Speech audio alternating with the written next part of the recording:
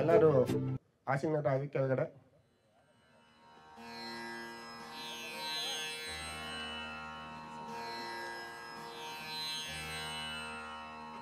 ಆಲೋಚನೆಗಳ ಹಿಂದೆ ಹೋಗ್ಬೇಡಿ. ನಿಮ್ಮ ಉಸಿರಿನ ಜೊತೆ ನೀವಿರಿ. ಪ್ರತಿ ಉಸಿರಲ್ಲೂ ನೀವಾಗಿರಿ. ಈ ಕ್ಷಣ ನಾನು ಎಲ್ಲಿದ್ದೀನಿ, ಏನ್ ಮಾಡ್ತಾ ಇದ್ದೀನಿ, ಯಾವುದೇ ಆಲೋಚನೆ ಬೇಡ.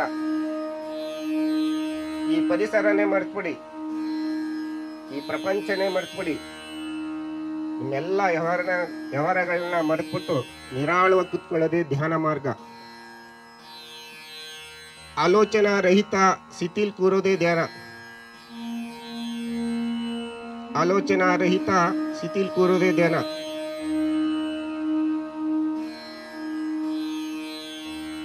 ಧ್ಯಾನವೆಂದರೆ ಮಂತ್ರ ಜಪ ಅಲ್ಲ. ಧ್ಯಾನವೆಂದರೆ ಪಠನೆ ಸ್ತೋತ್ರ ಅಲ್ಲ. ನಿಮ್ಮ ಉಸಿರಿನ ಜೊತೆ ನೀವಿರೋದು. ಆನಾಪಾನಸತಿ ಧ್ಯಾನ ಅಂದ್ರೆ ಪಾಳಿ ಭಾಷೆಯಲ್ಲಿ ಆನ ಅಂದ್ರೆ ಉಚ್ಛ್ವಾಸ, ಸತಿ ಅಂದ್ರೆ ಒಟ್ಗೂಡೋದು. ನಿಮ್ಮ ಉಸಿರಿನ ಜೊತೆ ನೀವಿರೋದು. ಸುಮಾರು ಈ ಧ್ಯಾನ ಮಾಡಲಿಕ್ಕೆ ಯಾವುದೇ ನಿಬಂಧನೆಗಳಿಲ್ಲ, ಯಾವುದೇ ಕಂಡೀಷನ್ ಇಲ್ಲ. ಯಾರು ಬೇಕಾದ್ರು ಎಲ್ಲಿ ಬೇಕಾದ್ರು ಯಾವ ಸ್ಥಳದಲ್ಲಿ ಬೇಕಾದ್ರೂ ಧ್ಯಾನಾಭ್ಯಾಸ ಮಾಡ್ಬೋದು. ಉದಾಹರಣೆಗೆ 5 ವರ್ಷದ ಮಕ್ಕಳಿಂದ ಹಿಡಿದು ವಯಸ್ಸಾದವರೆಗೂ ಬಸ್ಸು, ಟ್ರೈನು, ಮಸೀದಿ, ಚರ್ಚ್, ಮಂದಿರ್, ಬೆಟ್ಟಗುಡ್ಡ, ಕಾಡು ಮೇಡು, ನದಿ ತೀರ, ಗುಹೆಗಳು,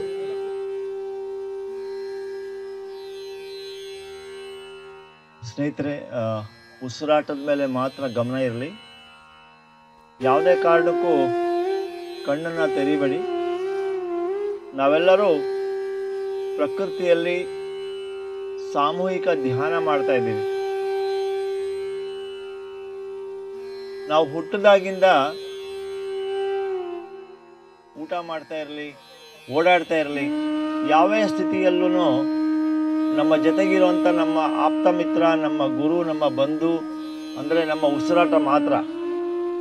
ದೇಹಕ್ಕೆ ನೀರಿಂದ ಸ್ನಾನ ಮಾಡಿಸ್ತೀರ, ಮನಸ್ಸಿಗೆ ಸ್ನಾನ ಅಂದರೆ ಧ್ಯಾನ ಒಂದೇ. ದೇಹದ ಸ್ನಾನಕ್ಕಿಂತ ಮನಸ್ಸಿನ ಸ್ನಾನ ತುಂಬ ಮುಖ್ಯವಾದದ್ದು. ಮನಸ್ಸು ಸರಿ ಇದ್ದರೆ, ನಮ್ಮ ಆತ್ಮಶಕ್ತಿ ಸರಿ ಇತ್ತು ಅಂದರೆ ದೇಹನೂ ಕೆಲಸ ಮಾಡುತ್ತೆ. ದೇಹದ ಸ್ನಾನಕ್ಕಿಂತ ಮನಸ್ಸಿನ ಸ್ನಾನ ಅತಿ ಮುಖ್ಯವಾದ ಕ್ರಿಯೆ ನಮ್ಮ ದಿನನಿತ್ಯದ ಒಂದು ಕ್ರಿಯೆಗಳಲ್ಲಿ. ಯಾರಿಗೆ ಯಾವ ಥರ ಕೂರ್ಲಿಕ್ಕಾಗುತ್ತೋ ಆ ಥರ ಕೂತ್ಕೊಳ್ಳಿ. ದೇಹಕ್ಕೆ ಯಾವುದೇ ಒಂದು ತೊಂದರೆ ಕೊಡದೆ, ಕಾಲು ಚಾಚಬೇಕು ಅಂದರೆ ಕಾಲು ಚಾಚ್ಕೊಳ್ಳಿ. ಕಣ್ಣು ತರಿದೇನೆ ನಿಮ್ಮ ದೇಹವನ್ನು ಯಾವ ಥರ ಬೇಕೋ ಆ ಥರ ಅಳವಡಿಸ್ಕೊಳ್ಳಿ.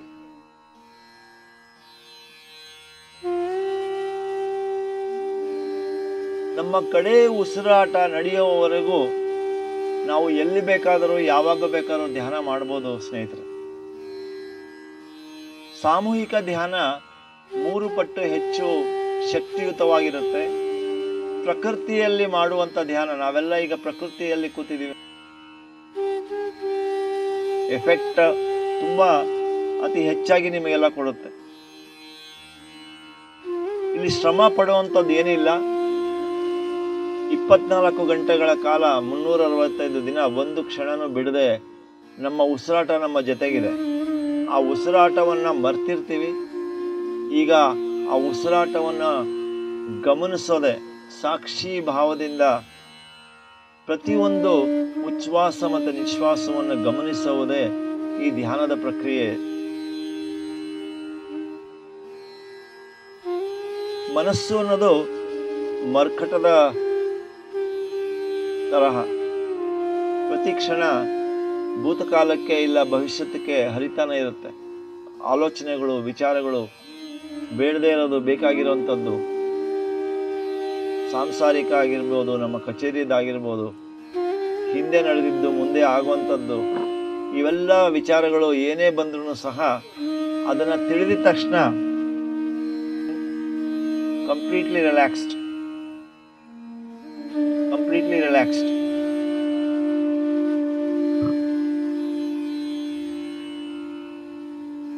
ಕೇವಲ ನಿಮ್ಮ ಉಸಿರಾಟದ ಮೇಲೆ ಗಮನ ಇರಲಿ.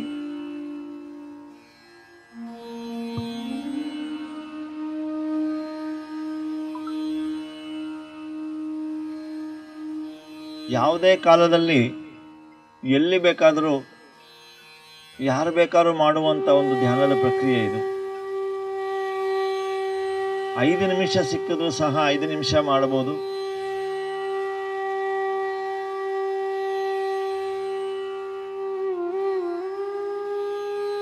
ಈ ಸಂಸಾರ, ಈ ಸಮಾಜ ಎಲ್ಲವೂ ನಡೀತಾ ಇರುತ್ತೆ. ದೇಹದಲ್ಲಿ ಈ ಪ್ರಾಣವಾಯು ಇಲ್ಲದೆ ಇದ್ರೆ ನಾವು ಸಹ ಈ ದೇಹದಲ್ಲಿ ಇರೋದಿಲ್ಲ. ತುಂಬ ಮುಖ್ಯವಾದದ್ದು. ಉಸಿರಾಟವನ್ನು ಗಮನಿಸಿದ್ರೆ, ಧ್ಯಾನ ಸಾಧನೆ ಮಾಡಿದ್ರೆ ನಾವೆಲ್ಲರೂ ವಾಯುಪುತ್ರರೇ, ನಾವೆಲ್ಲರೂ ಆಂಜನೇಯ ಪುತ್ರರು, ಅಂಜನಾ ಪುತ್ರರಾಗ್ತೀವಿ. ಮೊದಲನೇದಾಗಿ ನಾವು ಉಸಿರಾಟವನ್ನು ಗಮನಿಸಿದಾಗ ನಾವೆಲ್ಲ ವಾಯುಪುತ್ರರಾಗ್ತೀವಿ. ಕ್ರಮೇಣವಾಗಿ ಸಾಧನೆ ಮಾಡ್ತಾ ನಮ್ಮ ಅಂಜನ ಸಿದ್ಧಿ ಆಗುತ್ತೆ. 3ನೇ ಕಣ್ಣಿನ ಆಭಾಸ ಅರಿವು ನಮಗೆಲ್ಲ ಮೂಡುತ್ತೆ. ಆವಾಗ ಅಂಜನಾ ಪುತ್ರರಾಗ್ತೀವಿ. ಆಂಜನೇಯನ ಒಂದು ಪ್ರತೀತಿ, ಆಂಜನೇಯನ ಒಂದು ಮುಖ್ಯವಾದ ಅರ್ಥ ನಾವೆಲ್ಲ ತಿಳ್ಕೋಬೇಕಾಗಿದೆ. ಏನಂದರೆ, ಆಂಜನೇಯ ಅಂದರೆ ಅಂಜನಾ ಪುತ್ರ. ಮೊದಲು ವಾಯುವನ್ನು ಹಿಡ್ಕೊಂಡು, ಉಸಿರಾಟವನ್ನು ಇಟ್ಕೊಂಡು ಧ್ಯಾನ ಮಾಡಿ ಸಿದ್ಧಿಯನ್ನು ಸಾಧಿಸಿಕೊಂಡು ಆಮೇಲೆ ಅಂಜನಾ ಪುತ್ರರಾದರು. ಮರ್ಕಟ ಮನಸ್ಸು ಮೊದಲು ಇತ್ತು. ಉಸಿರಾಟವನ್ನು ಹಿಡ್ಕೊಂಡು ವಾನರ ಮನಸ್ಸಿಂದ ಆಂಜನೇಯನ ಮನಸ್ಸು, ವಾಯುಪುತ್ರನ ಮನಸ್ಸಿಗೆ ಬಂದರು ವೀರ ಹನುಮಾನವರು. ನಾವೆಲ್ಲರೂ ವಾನರ ಸ್ಥಿತಿಯಲ್ಲೇ ಇರ್ತೀವಿ. ಮನಸ್ಸು ಚಂಚಲವಾಗಿರುತ್ತೆ, ಸ್ಥಿರವಾಗಿರಲ್ಲ. ಏನೇ ಒಂದು ನಮ್ಮ ಜೀವನದಲ್ಲಿ ಸಾಧನೆ ಮಾಡಬೇಕು ಅಂದ್ರೂ ಕಷ್ಟಪಡ್ತಾ ಇರ್ತೀವಿ. ನಮ್ಮಲ್ಲಿರುವಂಥ ಶಕ್ತಿಯನ್ನು ನೆನಪು ಮಾಡಿಸ್ಕೊಳ್ಳೋದು ಈ ವಾಯುಪುತ್ರದಿಂದ, ಈ ವಾಯುವಿನಿಂದ. ನಾವೆಲ್ಲರೂ ವಾಯುಪುತ್ರರಾಗೋಣ. ದಿನನಿತ್ಯ ನಮ್ಮ ಉಸಿರಾಟದ ಜೊತೆಗೆ ಧ್ಯಾನ ಮಾಡೋಣ. ನಮ್ಮಲ್ಲಿರುವಂಥ ಈ ಅಗೋಚರ ಶಕ್ತಿ ಅನ್ನೋದೇನಿದೆ ಅದೆಲ್ಲ ನಾವೆಲ್ಲ ಕಂಡುಕೊಳ್ಳೋಣ. ನಾವೆಲ್ಲರೂ ಆತ್ಮಸ್ವರೂಪರು. ಆತ್ಮಸ್ವರೂಪಕ್ಕೆ ಶಕ್ತಿಯ ಮಿತಿಯೇ ಇಲ್ಲ. ದೇಹಕ್ಕೆ ಮಿತಿ ಇದೆ, ಮನಸ್ಸಿಗೆ ಮಿತಿ ಇದೆ, ಆತ್ಮಕ್ಕೆ ಮಿತಿ ಇಲ್ಲ. ಸಕಲ ಜೀವ ರಾಶಿಗಳಲ್ಲೂ, ಸಕಲ ಜೀವಕೋಟಿಗಳಲ್ಲೂ ಇರುವುದು ಒಂದೇ ಆ ಜೀವತತ್ವ, ಆತ್ಮತತ್ವ. ಒಂದು ಸಣ್ಣ ಇರುವೆಯಿಂದ ಹಿಡಿದು ಒಂದು ದೊಡ್ಡ ಆನೆಯಲ್ಲೂ ಇರುವುದೆಲ್ಲ ಅದೇ ಆತ್ಮತತ್ವ, ಅದೇ ಜೀವತತ್ವ. ಇಡೀ ಪ್ರಕೃತಿಗೆ ನಾವೆಲ್ಲ ಸ್ಪಂದಿಸ್ಬೋದು. ಅದೇ ಈ ಆತ್ಮದ ಕನೆಕ್ಷನ್. ಧ್ಯಾನ ಅಂದರೆ ನಮ್ಮ ಜೊತೆಗೆ ನಾವಿರುವಂಥದ್ದು. ಧ್ಯಾನ ಅಂದರೆ ನನ್ನ ನೈಜ ಸ್ವರೂಪವನ್ನು ಕಂಡುಕೊಳ್ಳೋದು. ನಾನು ಯಾರು? ನಾನು ದೇಹನ? ಇದು ಹುಟ್ಟುತ್ತಾ ಇದೆ, ಸಾಯ್ತಾ ಇದೆ. ನಾನು ನಿದ್ದೆ ಮಾಡಿದ್ಮೇಲೂ ನಿದ್ದೆ ಮಾಡಿದೆ ಅಂತ ನನಗೆ ಗೊತ್ತಾಗ್ತಾ ಇದೆ. ಊಟ ಮಾಡೋವಾಗಲೂ ಊಟ ಮಾಡಿದೆ ಅಂತ ನಾನು ಗಮನಿಸ್ತಾ ಇದ್ದೀನಿ. ಯಾರು ಅದನ್ನು ಗಮನಿಸ್ತಾ ಇರೋದು? ನಾನು ಒಂದು ಶಕ್ತಿಯ ಸ್ಥಿತಿ, ಆತ್ಮದ ಸ್ಥಿತಿ. ನಾವೆಲ್ಲರೂ ದೇಹವನ್ನ ನಿಯಂತ್ರಣ ಮಾಡ್ತಾ ಇರೋದು ನಾನು, ಮನಸ್ಸನ್ನ ನಿಗ್ರಹಣೆ ಮಾಡ್ತಾ ಇರೋದು ನಾನು. ಹಾಗಾದ್ರೆ ನಾನು ಯಾರು?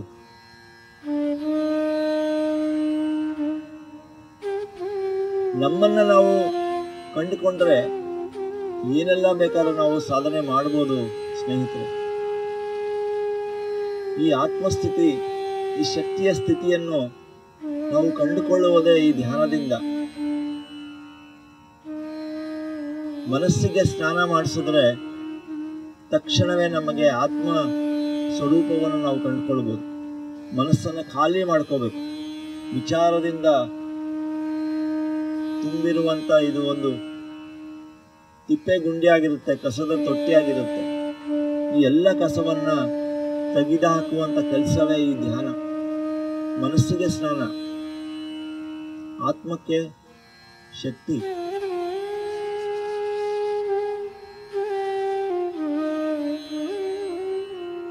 ಯಾರ ವಯಸ್ಸೆಷ್ಟೋ ಅಷ್ಟು ನಿಮಿಷ ನಾವೆಲ್ಲರೂ ನಮಗೋಸ್ಕರ ಕೊಡಬೇಕು. ಎಷ್ಟು ಹುಟ್ಟು ಹಬ್ಬಗಳನ್ನು ನಾವು ಆಚರಣೆ ಮಾಡ್ಕೊಂಡಿದ್ದೀವೋ ಅಷ್ಟು ನಿಮಿಷ ನಮಗೋಸ್ಕರ ನಾವು ಕೊಟ್ಟರೆ ಬೇರೆ ಎಲ್ಲ ಕಾರ್ಯಗಳಲ್ಲಿ ನಮ್ಮ ಕ್ಷಮತೆ ಹೆಚ್ಚಾಗುತ್ತೆ. ದೇಹದ ಆರೋಗ್ಯದಿಂದ ಹಿಡಿದು, ಮಾನಸಿಕ ಆರೋಗ್ಯದಿಂದ ಹಿಡಿದು, ಸಾಮಾಜಿಕ ಆರೋಗ್ಯದಿಂದ ಹಿಡಿದು, ಆರ್ಥಿಕ ಆರೋಗ್ಯದಿಂದ ಹಿಡಿದು 5 ಥರ ಆರೋಗ್ಯವನ್ನು ನಾವು ಪಡ್ಕೋಬೋದು ಕೇವಲ ಈ ಧ್ಯಾನದ ಅಭ್ಯಾಸದಿಂದ ಸ್ನೇಹಿತರೆ.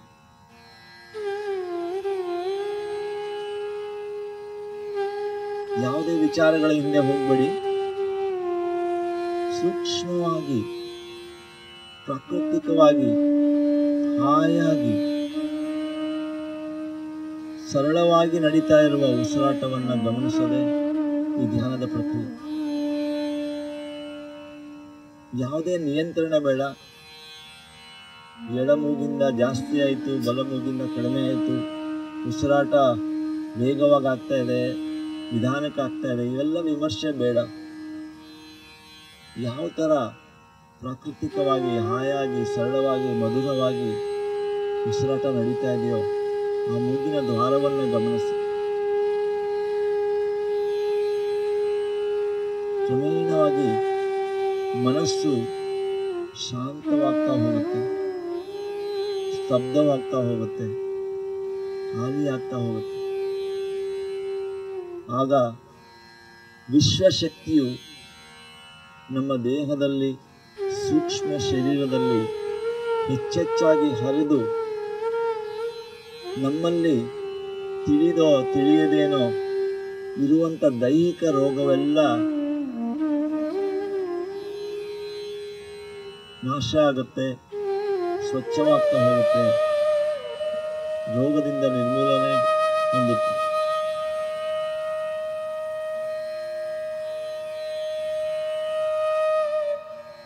ಯಾವುದೇ ಕಾರಣವಿಲ್ಲದೆ ಮನಸ್ಸು ಹಗುರವಾಗುತ್ತೆ, ಉಲ್ಲಾಸಕರ ಸ್ಥಿತಿಗೆ ನಾವೆಲ್ಲ ಸೇರ್ತೀವಿ. ಯಾವುದೇ ಕಾರಣಕ್ಕೂ ಕಣ್ಣನ್ನು ತೆಗಿಬಾರ್ದು ಸ್ನೇಹಿತರೆ. ನಾವೆಲ್ಲ ಧ್ಯಾನ ಸ್ಥಿತಿಯಲ್ಲಿದ್ದೀವಿ.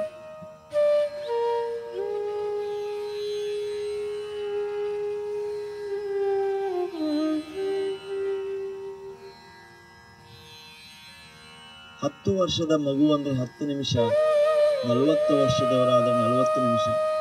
ಪ್ರತಿಯೊಂದು ಹುಟ್ಟ ಹಬ್ಬಕ್ಕೆ ನಮಗೋಸ್ಕರ ಕೊಡುವಂಥ ಏಕೈಕ ಉಡುಗೊರೆ ಅಂದರೆ ಈ ಧ್ಯಾನದ ಉಡುಗೊರೆ.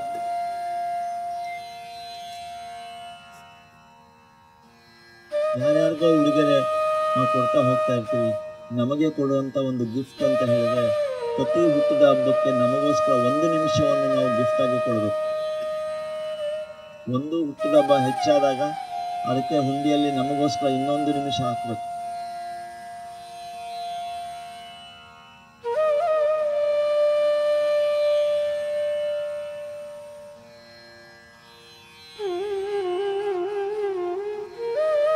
ಅದ್ಭುತವಾದ ಈ ಧ್ಯಾನದ ಅನುಭವವನ್ನು ದಿನನಿತ್ಯ ನಾವು ಕಣ್ಣು ಮುಚ್ಕೊಂಡು ಕೂತ್ಕೊಂಡು ಒಂದು ಕಡೆ ಉಸಿರಾಟವನ್ನು ಗಮನಿಸಿದಾಗ ಈ ಅನುಭವ ನಮಗೆ ಗೊತ್ತಾಗುತ್ತೆ.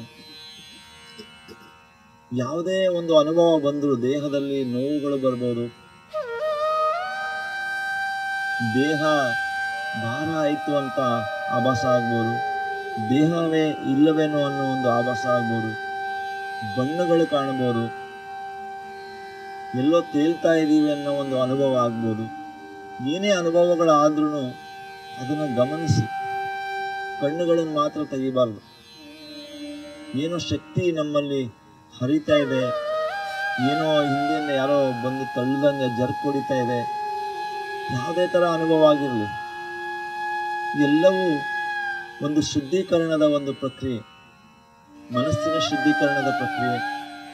ನಮ್ಮಲ್ಲಿರುವಂಥ ಸ್ಥೂಲತೆಯನ್ನು, ಜಡತ್ವವನ್ನು, ರೋಗವನ್ನು ತೆಗೆದುಹಾಕುವಂಥ ಒಂದು ಪ್ರಕ್ರಿಯೆ ಇದೆಲ್ಲ. ಯಾವುದೇ ಕಾರಣಕ್ಕೂ ಈ ಧ್ಯಾನದ ಪ್ರಕ್ರಿಯೆಯಲ್ಲಿ ಕಣ್ಣುಗಳನ್ನು ತೆಗಿಬಾರ್ದು. ಇದು ನಮ್ಮಲ್ಲಿ ಆಗುವಂಥ ಆಪರೇಷನ್ ಅಂತ ಅಂದ್ಕೊಳ್ಳಿ. ಸೂಕ್ಷ್ಮ ಶರೀರವನ್ನು ಶುದ್ಧೀಕರಣ ಮಾಡುವಂಥದ್ದು, ನಾಡಿ ಮಂಡಲವನ್ನು ಶುದ್ಧಿ ಮಾಡುವಂಥದ್ದು, ದೇಹದ ಎಲ್ಲ ರೋಗಗಳನ್ನು ನಿರ್ಮೂಲನೆ ಮಾಡುವಂಥದ್ದು, ಎಲ್ಲವೂ ಈ ಆಪರೇಷನ್, ಧ್ಯಾನದ ಆಪರೇಷನ್ ಮೂಲಕ ಎಲ್ಲವನ್ನು ನಾವು ಪಡ್ಕೊಳ್ತೀವಿ. ಮತ್ತೆ ನಾವು ಮಗುವಿನ ಸ್ವರೂಪ, ಮಕ್ಕಳ ಒಂದು ಮನಸ್ಸನ್ನು ನಾವು ಹೊಂದ್ಕೊಂಡು ಮುಗ್ಧ ಭಾವ, ಯಾವಾಗಲೂ ಏನೂ ಕಾರಣವಿಲ್ಲದೆ ನಾವು ಖುಷಿಯಾಗಿರುವಂಥದ್ದು, ಉಲ್ಲಾಸಕರವಾಗಿರುವಂಥ ಒಂದು ಸ್ಥಿತಿಗೆ ನಾವೆಲ್ಲ ಸೇರ್ಕೊಳ್ತೀವಿ. ಯಾವಾಗ ಒಂದು ಮಗುವಿನ ಮನಸ್ಸು ನಾವು ಪಡ್ಕೊಳ್ತೀವೋ, ಜೀವನದ ಎಲ್ಲ ಜಂಜಾಟದಿಂದ ಯಾವುದೇ ಒಂದು ಸಮಸ್ಯೆಗೆ ನಾವೆಲ್ಲ ಸಿದ್ಧರಾಗ್ತೀವಿ. ಉಸಿರಾಟದ ಮೇಲೆ ಗಮನ ಇರಲಿ ಸ್ನೇಹಿತರೆ.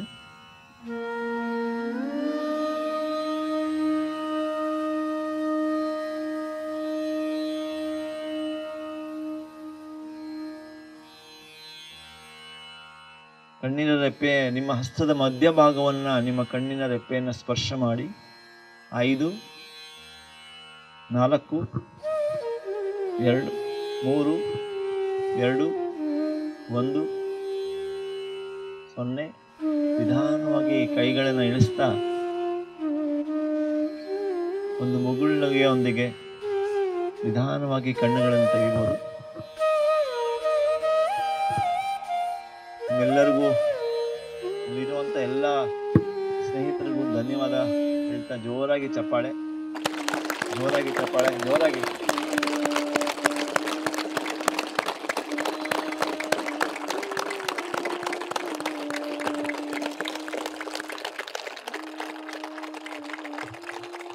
ಐದು ವರ್ಷದಲ್ಲಿ ನಾನು ಧ್ಯಾನವನ್ನು ಕಲಿತು ಧ್ಯಾನವನ್ನು ಶುರು ಮಾಡಿದ್ದು 2009ನೇ ಇಸ್ವಿಯಲ್ಲಿ. ಈ 2009ನೇ ಇಸ್ವಿಯಲ್ಲಿ ಯಾವಾಗ ನಾನು ಧ್ಯಾನ ಶುರು ಮಾಡಿದ್ನೋ ಅಲ್ಲಿಂದ ಇಲ್ಲಿವರೆಗೂ ಒಂದು ದಿನವೂ ನಾವು ಧ್ಯಾನ ನಿಲ್ಲಿಸಿಲ್ಲ. ಊಟ ಬಿಟ್ಟಿದ್ದೀನಿ, ನಿದ್ದೆ ಬಿಟ್ಟಿದ್ದೀನಿ, ಸ್ನಾನ ಮಾಡೋದನ್ನು ಬಿಟ್ಟಿದ್ದೀನಿ, ಬೇರೆ ಎಲ್ಲ ಕೆಲಸ ಬಿಟ್ಟಿದ್ರು ಸಹ ಧ್ಯಾನವನ್ನು ನಾನು ಬಿಟ್ಟಿಲ್ಲ ಸ್ನೇಹಿತರೆ.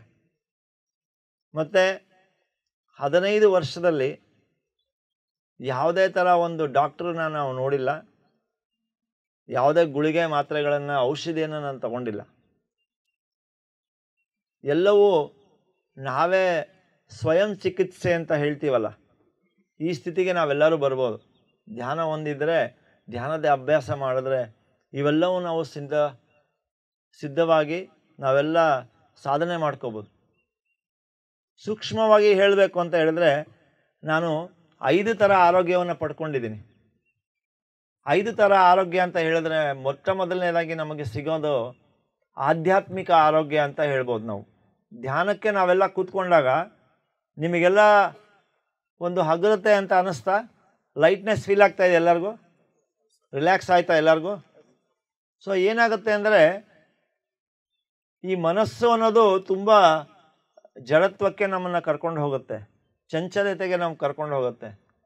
ಇದು ಬೇಕು, ಅದು ಬೇಕು, ಅದನ್ನು ಮಾಡಬೇಕು, ಇದನ್ನು ಮಾಡಬೇಕು, ಭೂತ ವರ್ತಮಾನ ಭವಿಷ್ಯತಿ ಎಲ್ಲ ಕಾಲದಲ್ಲೂ ಅದು ನೋಡ್ತಾ ಇರುತ್ತೆ, ಹಿಂದೆ ಮುಂದೆ ಹಿಂದೆ ಮುಂದೆ. ಈ ಮರ್ಕಟ ಮನಸ್ಸು ಅಂದರೆ ಏನು ಹೇಳಿ, ಒಂದು ಕೊಂಬೆಯಿಂದ ಇನ್ನೊಂದು ಕೊಂಬೆಗೆ ಹಾರುವಂಥ ಒಂದು ಕೋತಿಯ ಕೆಲಸ, ಒಂದು ಕಡೆ ಕೂರಲ್ಲ ಅದು. ಆ ಥರ ನಮ್ಮ ಮನಸ್ಸಿನ ಪರಿಸ್ಥಿತಿ ಇರುತ್ತೆ. ಯಾವಾಗ ನಾವು ಮನಸ್ಸನ್ನು ಒಂದು ಹತೋಟಿಗೆ ತೊಗೊಂಬರ್ತೀವೋ ನಮಗೆ ಮೊಟ್ಟ ಮೊದಲನೇ ಸಿಗೋದು ಆಧ್ಯಾತ್ಮಿಕ ಆರೋಗ್ಯ ಅಂತ. ಈ ಮನಸ್ಸು ನಿಲ್ತು ದೇಹ ಕೂತಿದೆ, ನಾನು ಅದನ್ನು ಗಮನಿಸ್ತಾ ಇದ್ದೀನಲ್ಲ, ಯಾರು ಅದು ಅನ್ನೋದು ಗೊತ್ತಾಗ್ತಾ ಇರುತ್ತೆ ನಮಗೆ. ಏನೋ ಶಕ್ತಿ ಇದೆ ನನ್ನಲ್ಲಿ, ನಾನು ಏನೋ ಒಂದು ಶಕ್ತಿಯ ಒಂದು ಸ್ವರೂಪ ಅನ್ನೋದು ಒಂದು ಜ್ಞಾನ ನಮಗೆ ಸಿಕ್ಕಕ್ಕೆ ಶುರುವಾಗುತ್ತೆ. ಆಮೇಲೆ ಏನಾಗುತ್ತೆ, ಯಾವಾಗ ಮನಸ್ಸು ಖಾಲಿಯಾಗಿ ನಮಗೆ ಶುದ್ಧವಾಗುತ್ತೋ, ಸ್ತಬ್ಧವಾಗುತ್ತೋ, ಇದು ಅನ್ನೋದು ಒಂದು ಆತ್ಮದ ಸಂಕೇತ. ಏನಂತೀವಿ ಇದು? ಏನು ಬೆರಳಿದು? ತೋರ್ಬೆರಳು. ಇದು ತೋರ್ಬೆರಳು ಅನ್ನೋದು ಆತ್ಮಕ್ಕೆ ಸಂಕೇತವಾಗಿರುತ್ತೆ. ಇದೇನಿದು? ಹೆಬ್ಬೆರಳು. ಸೊ ನಾವು ಧ್ಯಾನಕ್ಕೆ ಕೂತ್ಕೊಂಡಾಗ ಇದೆರಡು ಕೂಡಿಕೊಳ್ಳುತ್ತೆ. ಇದೇನು ಅಂದರೆ ಇದು ಆತ್ಮಕ್ಕೆ ಸಂಕೇತ, ಇದೇನು ಸಂಕೇತ? ಇದು ಪರಮಾತ್ಮನ ಸಂಕೇತ. ಅಂದರೆ ವಿಶ್ವಶಕ್ತಿಯ ಎಲ್ಲವೂ ಒಂದು ಅನ್ನೋದು ಒಂದು ಸಂಕೇತ ಕೊಡುತ್ತೆ. ಧ್ಯಾನಕ್ಕೆ ಕೂತ್ಕೊಂಡಾಗ ಇದೆರಡು ಶಾರ್ಟ್ ಸರ್ಕ್ಯೂಟ್ ಆಗುತ್ತೆ. ಈ ಫ್ಯಾನಿಗೆ ರೆಗ್ಯುಲೇಟರ್ ಇರುತ್ತಲ್ಲ ಮಧ್ಯದಲ್ಲಿ, ಅದನ್ನು ಕಿತ್ತು ಡೈರೆಕ್ಟ್ ಕನೆಕ್ಷನ್ ಕೊಟ್ಟರೆ ಏನಾಗುತ್ತೆ? ಫ್ಯಾನು ಎಷ್ಟು ಅದಕ್ಕೆ ಸಾಧ್ಯವೋ ಅಷ್ಟು ಫಾಸ್ಟಾಗಿ ಓಡುತ್ತೆ. ಸೊ ನಮ್ಮ ಜೀವನಕ್ಕೆ ಇದು ಶಾರ್ಟ್ ಸರ್ಕ್ಯೂಟ್ ಆದರೆ ನಮ್ಮಲ್ಲಿ ಆ ಆತ್ಮದ ಶಕ್ತಿ ಮತ್ತು ನನ್ನಲ್ಲಿರುವಂಥ ಶಕ್ತಿ, ಪರಮಾತ್ಮನ ಶಕ್ತಿ ಒಂದಾದಾಗ ಎಲ್ಲವೂ ನಮ್ಮಲ್ಲಿ ಅಗಾಧವಾದ ಶಕ್ತಿ ಈ ದೇಹದಲ್ಲಿ ಹರಿಯಕ್ಕೆ ಶುರುವಾಗುತ್ತೆ. ಆವಾಗ ನಾಡಿ ಮಂಡಲ ಎಲ್ಲ ದೇಹದಲ್ಲೂ ನೀವು ನೋಡಿಕೊಂಡ್ರೆ ಎಲ್ಲ ನಾವು ಬೆರಳು ಹಾಡಿಸೋದ್ರಿಂದ ಹಿಡಿದು ಕಣ್ಣು ಮಿಟುಕಿಸೋದ್ರಿಂದ ಹಿಡಿದು ಎಲ್ಲವೂ ನಡಿಬೇಕು ಅಂದರೆ ಈ ನಾಡಿ ಮಂಡಲದಲ್ಲಿ ಶಕ್ತಿ ಹರಿಬೇಕು, ಎಲೆಕ್ಟ್ರಿಕ್ ಕರೆಂಟ್ ಹರಿಬೇಕು. ಇದು ಧ್ಯಾನ ಮಾಡಿ ಮನಸ್ಸು ಖಾಲಿಯಾದಾಗ ತುಂಬ ಹೆಚ್ಚಿನ ಪ್ರಮಾಣದಲ್ಲಿ ವಿಶ್ವಶಕ್ತಿ ನಮ್ಮ ದೇಹದಲ್ಲಿ ಹರಿದು ಎಲ್ಲ ನಾಡಿಗಳಲ್ಲೂ ಶಕ್ತಿ ಹರಿದು ದೇಹದಲ್ಲಿ ಯಾವುದೇ ಒಂದು ನಿಷ್ಕ್ರಿಯ ಆಗಿರೋಂಥ ನಿಮ್ಮ ದೇಹದ ಭಾಗವನ್ನು ಮತ್ತೆ ಶುದ್ಧೀಕರಣಗೊಳಿಸ್ಬಿಟ್ಟು ಮತ್ತೆ ಆರೋಗ್ಯಕರವಾಗಿ ಮಾಡುತ್ತೆ. ಸೊ ಮೊದಲನೇದಾಗಿ ನಮಗೆ ಸಿಕ್ಕಿದ್ದು ಆಧ್ಯಾತ್ಮಿಕ ಆರೋಗ್ಯ ಅಂದರೆ ಈ ಆತ್ಮ ಪರಮಾತ್ಮನ ಜೊತೆಗೆ ಒಂದಾಗಿ ಶಕ್ತಿಯುತವಾಗೋದು. ಎರಡನೆಯದು ಮನಸ್ಸು ಖಾಲಿಯಾಗಿ ಶಾಂತವಾಗೋದು, ಉಲ್ಲಾಸಕರ ಸ್ಥಿತಿಯನ್ನು ಕೊಡುವಂಥದ್ದು. ಮೂರನೆಯದು ನಾಡಿ ಮಂಡಲದಲ್ಲಿ ಹೆಚ್ಚಿನ ಶಕ್ತಿಯ ಹರಿದು ದೇಹವನ್ನು ಶುದ್ಧೀಕರಣ ಮಾಡಿ ಸಂಪೂರ್ಣ ಆರೋಗ್ಯ ಸ್ಥಿತಿಯನ್ನು ಕೊಡುತ್ತೆ, ದೈಹಿಕ ಆರೋಗ್ಯ ಕೊಡುತ್ತೆ. ಆಮೇಲೆ ಈ ಮೂರು ನಾವು ಸಿದ್ಧನೆ ಮತ್ತು ಸಾಧನೆ ಮಾಡಿದಾಗ ನಮ್ಮ ಔರ ಅಂತ ಇರುತ್ತೆ, ನಮ್ಮ ಎಲ್ಲರಿಗೂ ಒಂದು ಪ್ರಭಾವಳಿ ಅಂತ ಇರುತ್ತೆ. ನಾವೆಲ್ಲರೂ ಆತ್ಮದ ಸ್ವರೂಪದಿಂದ ಪ್ರಭಾವಳಿ ಅಂತ ಹೆಚ್ಚಾಗಿ ಅದು ಎಲ್ಲೇ ನಾವು ಹೋದ್ರೂ ಆ ಪ್ರಭಾವಳಿ ನಮ್ಮಲ್ಲಿ ಕೆಲಸ ಮಾಡುತ್ತೆ. ಎಲ್ಲೇ ಹೋದ್ರೂ ಸಂಬಂಧಗಳು ಹೆಚ್ಚಾಗಿ ಮತ್ತು ಶುದ್ಧೀಕರಣಗೊಳ್ಳುತ್ತೆ. ಸೊ ಯಾವುದೇ ಒಂದು ನೆಗೆಟಿವ್ ಫೀಲಿಂಗು, ನೆಗೆಟಿವ್ ಇನ್ಫೆಕ್ಷನ್ಸ್ ನಮ್ಮಲ್ಲಿ ಆಗೋದಿಲ್ಲ. ಎಲ್ಲೇ ಹೋದರೂ ಒಂದು ಕವಚದ ಥರ ನಮ್ಮ ಜೊತೆ ಕೆಲಸ ಮಾಡ್ತಾ ಇರುತ್ತೆ. ಸೊ ಯಾವುದೇ ಒಂದು ಮಾನಸಿಕ ದುರ್ಬಲತೆ, ನಮಗೆ ಅಳುಕುತನ, ಇವೆಲ್ಲರೂ ನಮಗೆ ಕಾಡೋದಿಲ್ಲ. ಸೊ ಪ್ರತ್ಯೇಕವಾಗಿ ನೀವೆಲ್ಲರೂ ಒಂದು ಸಮಾಜದಲ್ಲಿ ಒಂದು ಸೇವೆ ಮಾಡ್ತಾ ಇರೋದ್ರಿಂದ ನಿಮಗೆ ಸಿಗೋರೆಲ್ಲರೂ ಕ್ರಿಮಿನಲ್ಸ್ ಸಿಗ್ತಾರೆ, ಇಲ್ಲ ಯಾವುದೋ ದುರ್ಘಟನೆಯಲ್ಲಿ ನೀವೆಲ್ಲ ಸೇರ್ಕೊಳ್ತೀರಾ, ಇಲ್ಲ ಏನೋ ಒಂದು ಪ್ರಾಬ್ಲಮ್ಸ್ ಇದ್ದಾಗ ನಿಮ್ಮ ಎಲ್ಲರೂ ಸೇವೆ ಬೇಕಾಗ್ತಾ ಇರುತ್ತೆ. ಆ ಸಮಯದಲ್ಲಿ ಏನಾಗುತ್ತೆ, ನಮಗೂ ಅಟ್ಯಾಕ್ ಆಗ್ತಾ ಇರುತ್ತೆ, ಮನಸ್ಸಿಗೆ ದೇಹಕ್ಕೆ ಎಲ್ಲ ಇನ್ಫೆಕ್ಷನ್ಸ್ ಆಗ್ತಾ ಇರುತ್ತೆ. ಯಾಕಂದರೆ ಅವರ ಎನರ್ಜಿ ಲೆವೆಲ್ಸ್ ಅಷ್ಟು ತುಂಬ ಕ್ಷೀಣವಾಗಿರುತ್ತೆ, ತುಂಬ ಬೇರೆ ಥರ ಇರುತ್ತೆ. ಸೊ ನಾವು ಧ್ಯಾನ ಮಾಡಿದಾಗ ಏನಾಗುತ್ತೆ, ನಮ್ಮ ಪ್ರಭಾವಳಿ ಹೆಚ್ಚಾಗಿ ಒಂದು ಕವಚದ ಥರ ಕೆಲಸ ಮಾಡುತ್ತೆ. ನಿಮಗೇನು ಇನ್ಫೆಕ್ಷನ್ ಆಗಲ್ಲ, ಎನರ್ಜಿ ಡೌನ್ ಆಗಲ್ಲ. ಸಂಜೆ ಆದರೆ ಸುಸ್ತಾಗುತ್ತೆ, ಆಯಾಸ ಆಗ್ತಾಯಿದೆ, ಎಲ್ಲೋ ಒಂದು ಕಡೆ ಕೂತ್ಕೊಂಡ್ಬಿಡೋಣ ಅನಿಸೋವಂಥ ಸ್ಥಿತಿ ಇರೋದಿಲ್ಲ. 12 ತಾಸು 16 ತಾಸು ನೀವು ಡ್ಯೂಟಿ ಮಾಡಿದ್ರೂ ಸಹ ಬೆಳಿಗ್ಗೆ ಯಾವ ಥರ ಎದ್ದಿರ್ತೀರೋ ಅದೇ ಥರ ಫ್ರೆಶ್ನೆಸ್ ನಿಮಗೆ ಸಿಗುತ್ತೆ. ಸೊ ನಿಮಗೆ ಸಂಬಂಧಗಳು ನಿಮಗೆ ಇಂಪ್ರೂವ್ಮೆಂಟ್ಸ್ ಆಗ್ತಾ ಹೋಗುತ್ತೆ. ನಿಮ್ಮ ಕೊಲೀಗ್ಸ್ ಜೊತೆ ಆಗಿರ್ಬೋದು, ನಿಮ್ಮ ಆಫೀಸರ್ಸ್ಗಳಾಗಿರ್ಬೋದು, ಸಂಸಾರದಲ್ಲಿರ್ಬೋದು, ಸಂಬಂಧಗಳು ಇನ್ನೂ ನಿಮಗೆ ಸಂಪೂರ್ಣವಾಗಿ ಇನ್ನೂ ಸುಧಾರಣೆ ಆಗ್ತಾ ಹೋಗುತ್ತೆ. ಅದು ಸಾಮಾಜಿಕ ಆರೋಗ್ಯ ಅಂತ ಹೇಳ್ತೇನೆ. 4ನೇ ಆರೋಗ್ಯ ನಮಗೆ ಸಿಗುತ್ತೆ. ಮತ್ತು ಇವೆಲ್ಲ 4ನೇ ಆರೋಗ್ಯ ನಾವು ಪಡ್ಕೊಂಡಾಗ ಆರ್ಥಿಕ ಆರೋಗ್ಯ ಆಟೋಮೆಟಿಕ್ಕಾಗಿ ನಮಗೆ ಹೆಚ್ಚಾಗ್ತಾ ಹೋಗುತ್ತೆ. ಎಲ್ಲೂ ನಿಮಗೆ ಮೋಸ ಆಗೋದಾಗಲಿ, ನಿಮಗೆ ಏನು ಸೇಗಬೇಕಾಗಿರುತ್ತೋ ಅದೆಲ್ಲ ಸೇರೋ ಅಂಥ ಒಂದು ಸ್ಥಿತಿಗೆ ನಾವು ಬರ್ತೀವಿ ಸ್ನೇಹಿತರೆ. ನಾನು ಈ 5 ಆರೋಗ್ಯವನ್ನು ನಾನು ಕಂಡುಕೊಂಡಿದ್ದೀನಿ. ಏನು ನನ್ನ ಜೀವನದಲ್ಲಿ ನಾನು ಹೇಳಬೇಕು ಅಂತ ಹೇಳಿದ್ರೆ, ಯಾವುದೂ ಶ್ರಮ ಅನ್ನೋದೇ ಇಲ್ಲ. ನಿರಾಯಾಸ ಜೀವನ ಇದನ್ನು ನಾನು ಕಂಡುಕೊಂಡಿದ್ದೀನಿ. ಕಷ್ಟ ಅನ್ನೋ ಪದಕ್ಕೆ ಏನೂ ಅರ್ಥ ಇಲ್ಲ. ಎಂಜಾಯ್ಮೆಂಟ್ ಅಂತ ಹೇಳ್ತೀವಿ. ಸೊ ಎಂಜಾಯ್ಮೆಂಟ್ ಅಂತ ಬರುತ್ತೆ. ಎಲ್ಲವನ್ನೂ ಹ್ಯಾಪಿಯಾಗಿ ತಗೊಳ್ಳೋದು, ಎಲ್ಲವನ್ನು ಸ್ವೀಕರಿಸುವಂಥ ಒಂದು ಮನೋಭಾವನೆ ಬಂದಾಗ ಎಂಜಾಯ್ಮೆಂಟ್ ಅಂತ ಬರುತ್ತೆ. ಈ ಮಕ್ಕಳನ್ನ ನೋಡಿದ್ದೀರ ನೀವು?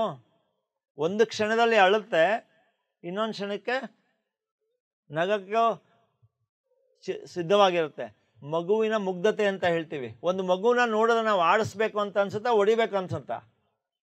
ಆಡಿಸ್ಬೇಕು ಅಂತ. ಯಾಕಂದರೆ ಅದಕ್ಕೆ ಮೂರ್ತಿ ಚಿಕ್ಕದಾದರೂ ಕೀರ್ತಿ ದೊಡ್ಡದು. ಅಂದರೆ ಅಟ್ರಾಕ್ಷನ್ ಪವರ್ ಅಷ್ಟಿರುತ್ತೆ ಒಂದು ಮಗು ಅನ್ನೋದು.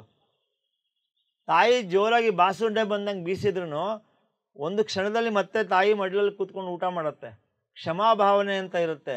ಅದು ಪ್ರಾಕೃತಿಕವಾಗಿ ಬರುತ್ತೆ. ನಮಗೆ ವಯಸ್ಸಾಗಿ ಮನಸ್ಸು ಜಡತ್ವಕ್ಕೆ ಸಿಕ್ಕಾಕೊಂಡಾಗ ಏನಾಗುತ್ತೆ, ಸೇಡು, ಕೋಪ, 10 ವರ್ಷದಿಂದ ನಾವು ಯಾರೋ ಹೊಡೆದಿದ್ರು ಅದನ್ನು ಮನಸ್ಸಿಗೆ ಬಂದಿದ ತಕ್ಷಣ ಆವಾಗಲೇ ಬಿ ಪಿ ರೈಸ್ ಆಗಿಬಿಡುತ್ತೆ. ನಮಗೆ ಕೋಪ ಬರೋಕ್ಕೆ ಶುರು ಆಗುತ್ತೆ. ಆವಾಗ 10 ವರ್ಷದಿಂದ ಘಟನೆ. ಅಂದರೆ ಮುಗ್ಧತೆ ಎಲ್ಲೋಯ್ತು, ಕ್ಷಮಾಭಾವನೆ ಎಲ್ಲೋಯ್ತು. ಸೊ ಎಲ್ಲ ನಾವು ಇದನ್ನೆಲ್ಲ ಮರ್ತಿರ್ತೀವಿ. ಸೊ ಧ್ಯಾನದಲ್ಲಿ ಮತ್ತೆ ಆ ಮಗುವಿನ ಒಂದು ಸ್ಥಿತಿಗೆ ನಾವು ಬಂದಾಗ ಎಲ್ಲಿ ಯಾವ ಥರ ಬೇಕಾದ್ರೂ ಪುಟಿಬೋದು, ಎಲ್ಲಿಂದ ಎಲ್ಲಿ ಬೇಕಾದ್ರೂ ನಾವು ಕೆಲಸ ಮಾಡೋಕ್ಕೆ ಸಿದ್ಧವಾಗಿರುತ್ತೆ. ಸ್ವೀಕರಿಸೋ ಮನೋಭಾವನೆ ಇರುತ್ತೆ. ಯಾವತ್ತೂ ಭೂತಕಾಲಕ್ಕೆ ಹೋಗಿ ಅದನ್ನು ಆಗದೇ ಇರೋದ್ರ ಬಗ್ಗೆ ಜಿಗುಪ್ಸೆ ಪಡಲ್ಲ.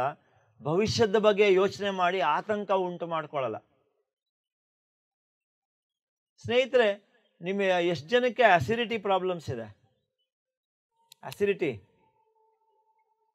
ಹೊಟ್ಟೆ ಅಸಿಡಿಟಿ ಪ್ರಾಬ್ಲಮ್ ಇದೆಯಾ? ಸೊ ತಲೆನೋವು ಎಷ್ಟು ಜನಕ್ಕೆ ಬರುತ್ತೆ ರೆಗ್ಯುಲರಾಗಿ?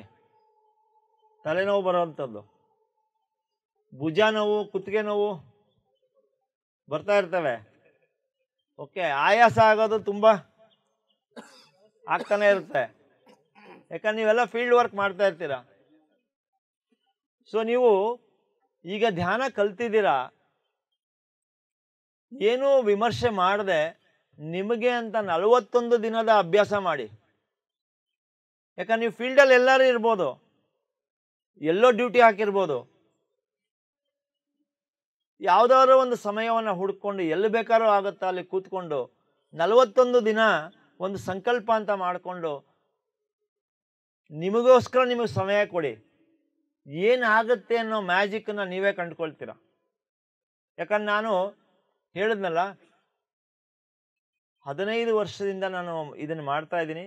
ನನಗೆ ಸಿಕ್ಕಿರೋವಂಥ ಈ ಅಮೃತವನ್ನು ಎಲ್ಲರಿಗೂ ಕೊಡಬೇಕು ಅನ್ನೋ ಒಂದು ನಿಟ್ಟಿನಲ್ಲಿ ನಾನು ಕೆಲಸ ಮಾಡಿ ಅಲ್ಲಿನಿಂದ ನಾನು ಇದುವರೆಗೂ ನಾನು ಧ್ಯಾನ ಪ್ರಚಾರ ಮಾಡ್ತಾನೆ ಬಂದಿದ್ದೀನಿ. ಊಟವನ್ನು ಬಿಟ್ಟಿದ್ದೀನಿ. ಅಂದರೆ ವಾರಕ್ಕೆ 2 ದಿನ ಊಟ ಮಾಡೋ ಥರ 1 ವರ್ಷ ಕಳೆದಿದ್ದೀನಿ. 1 ವರ್ಷ ನಿದ್ದೆ ಇಲ್ಲದೇ ಇಡೀ ರಾತ್ರಿ 7 ತಾಸು ಧ್ಯಾನ ಮಾಡಿದ್ದೀನಿ.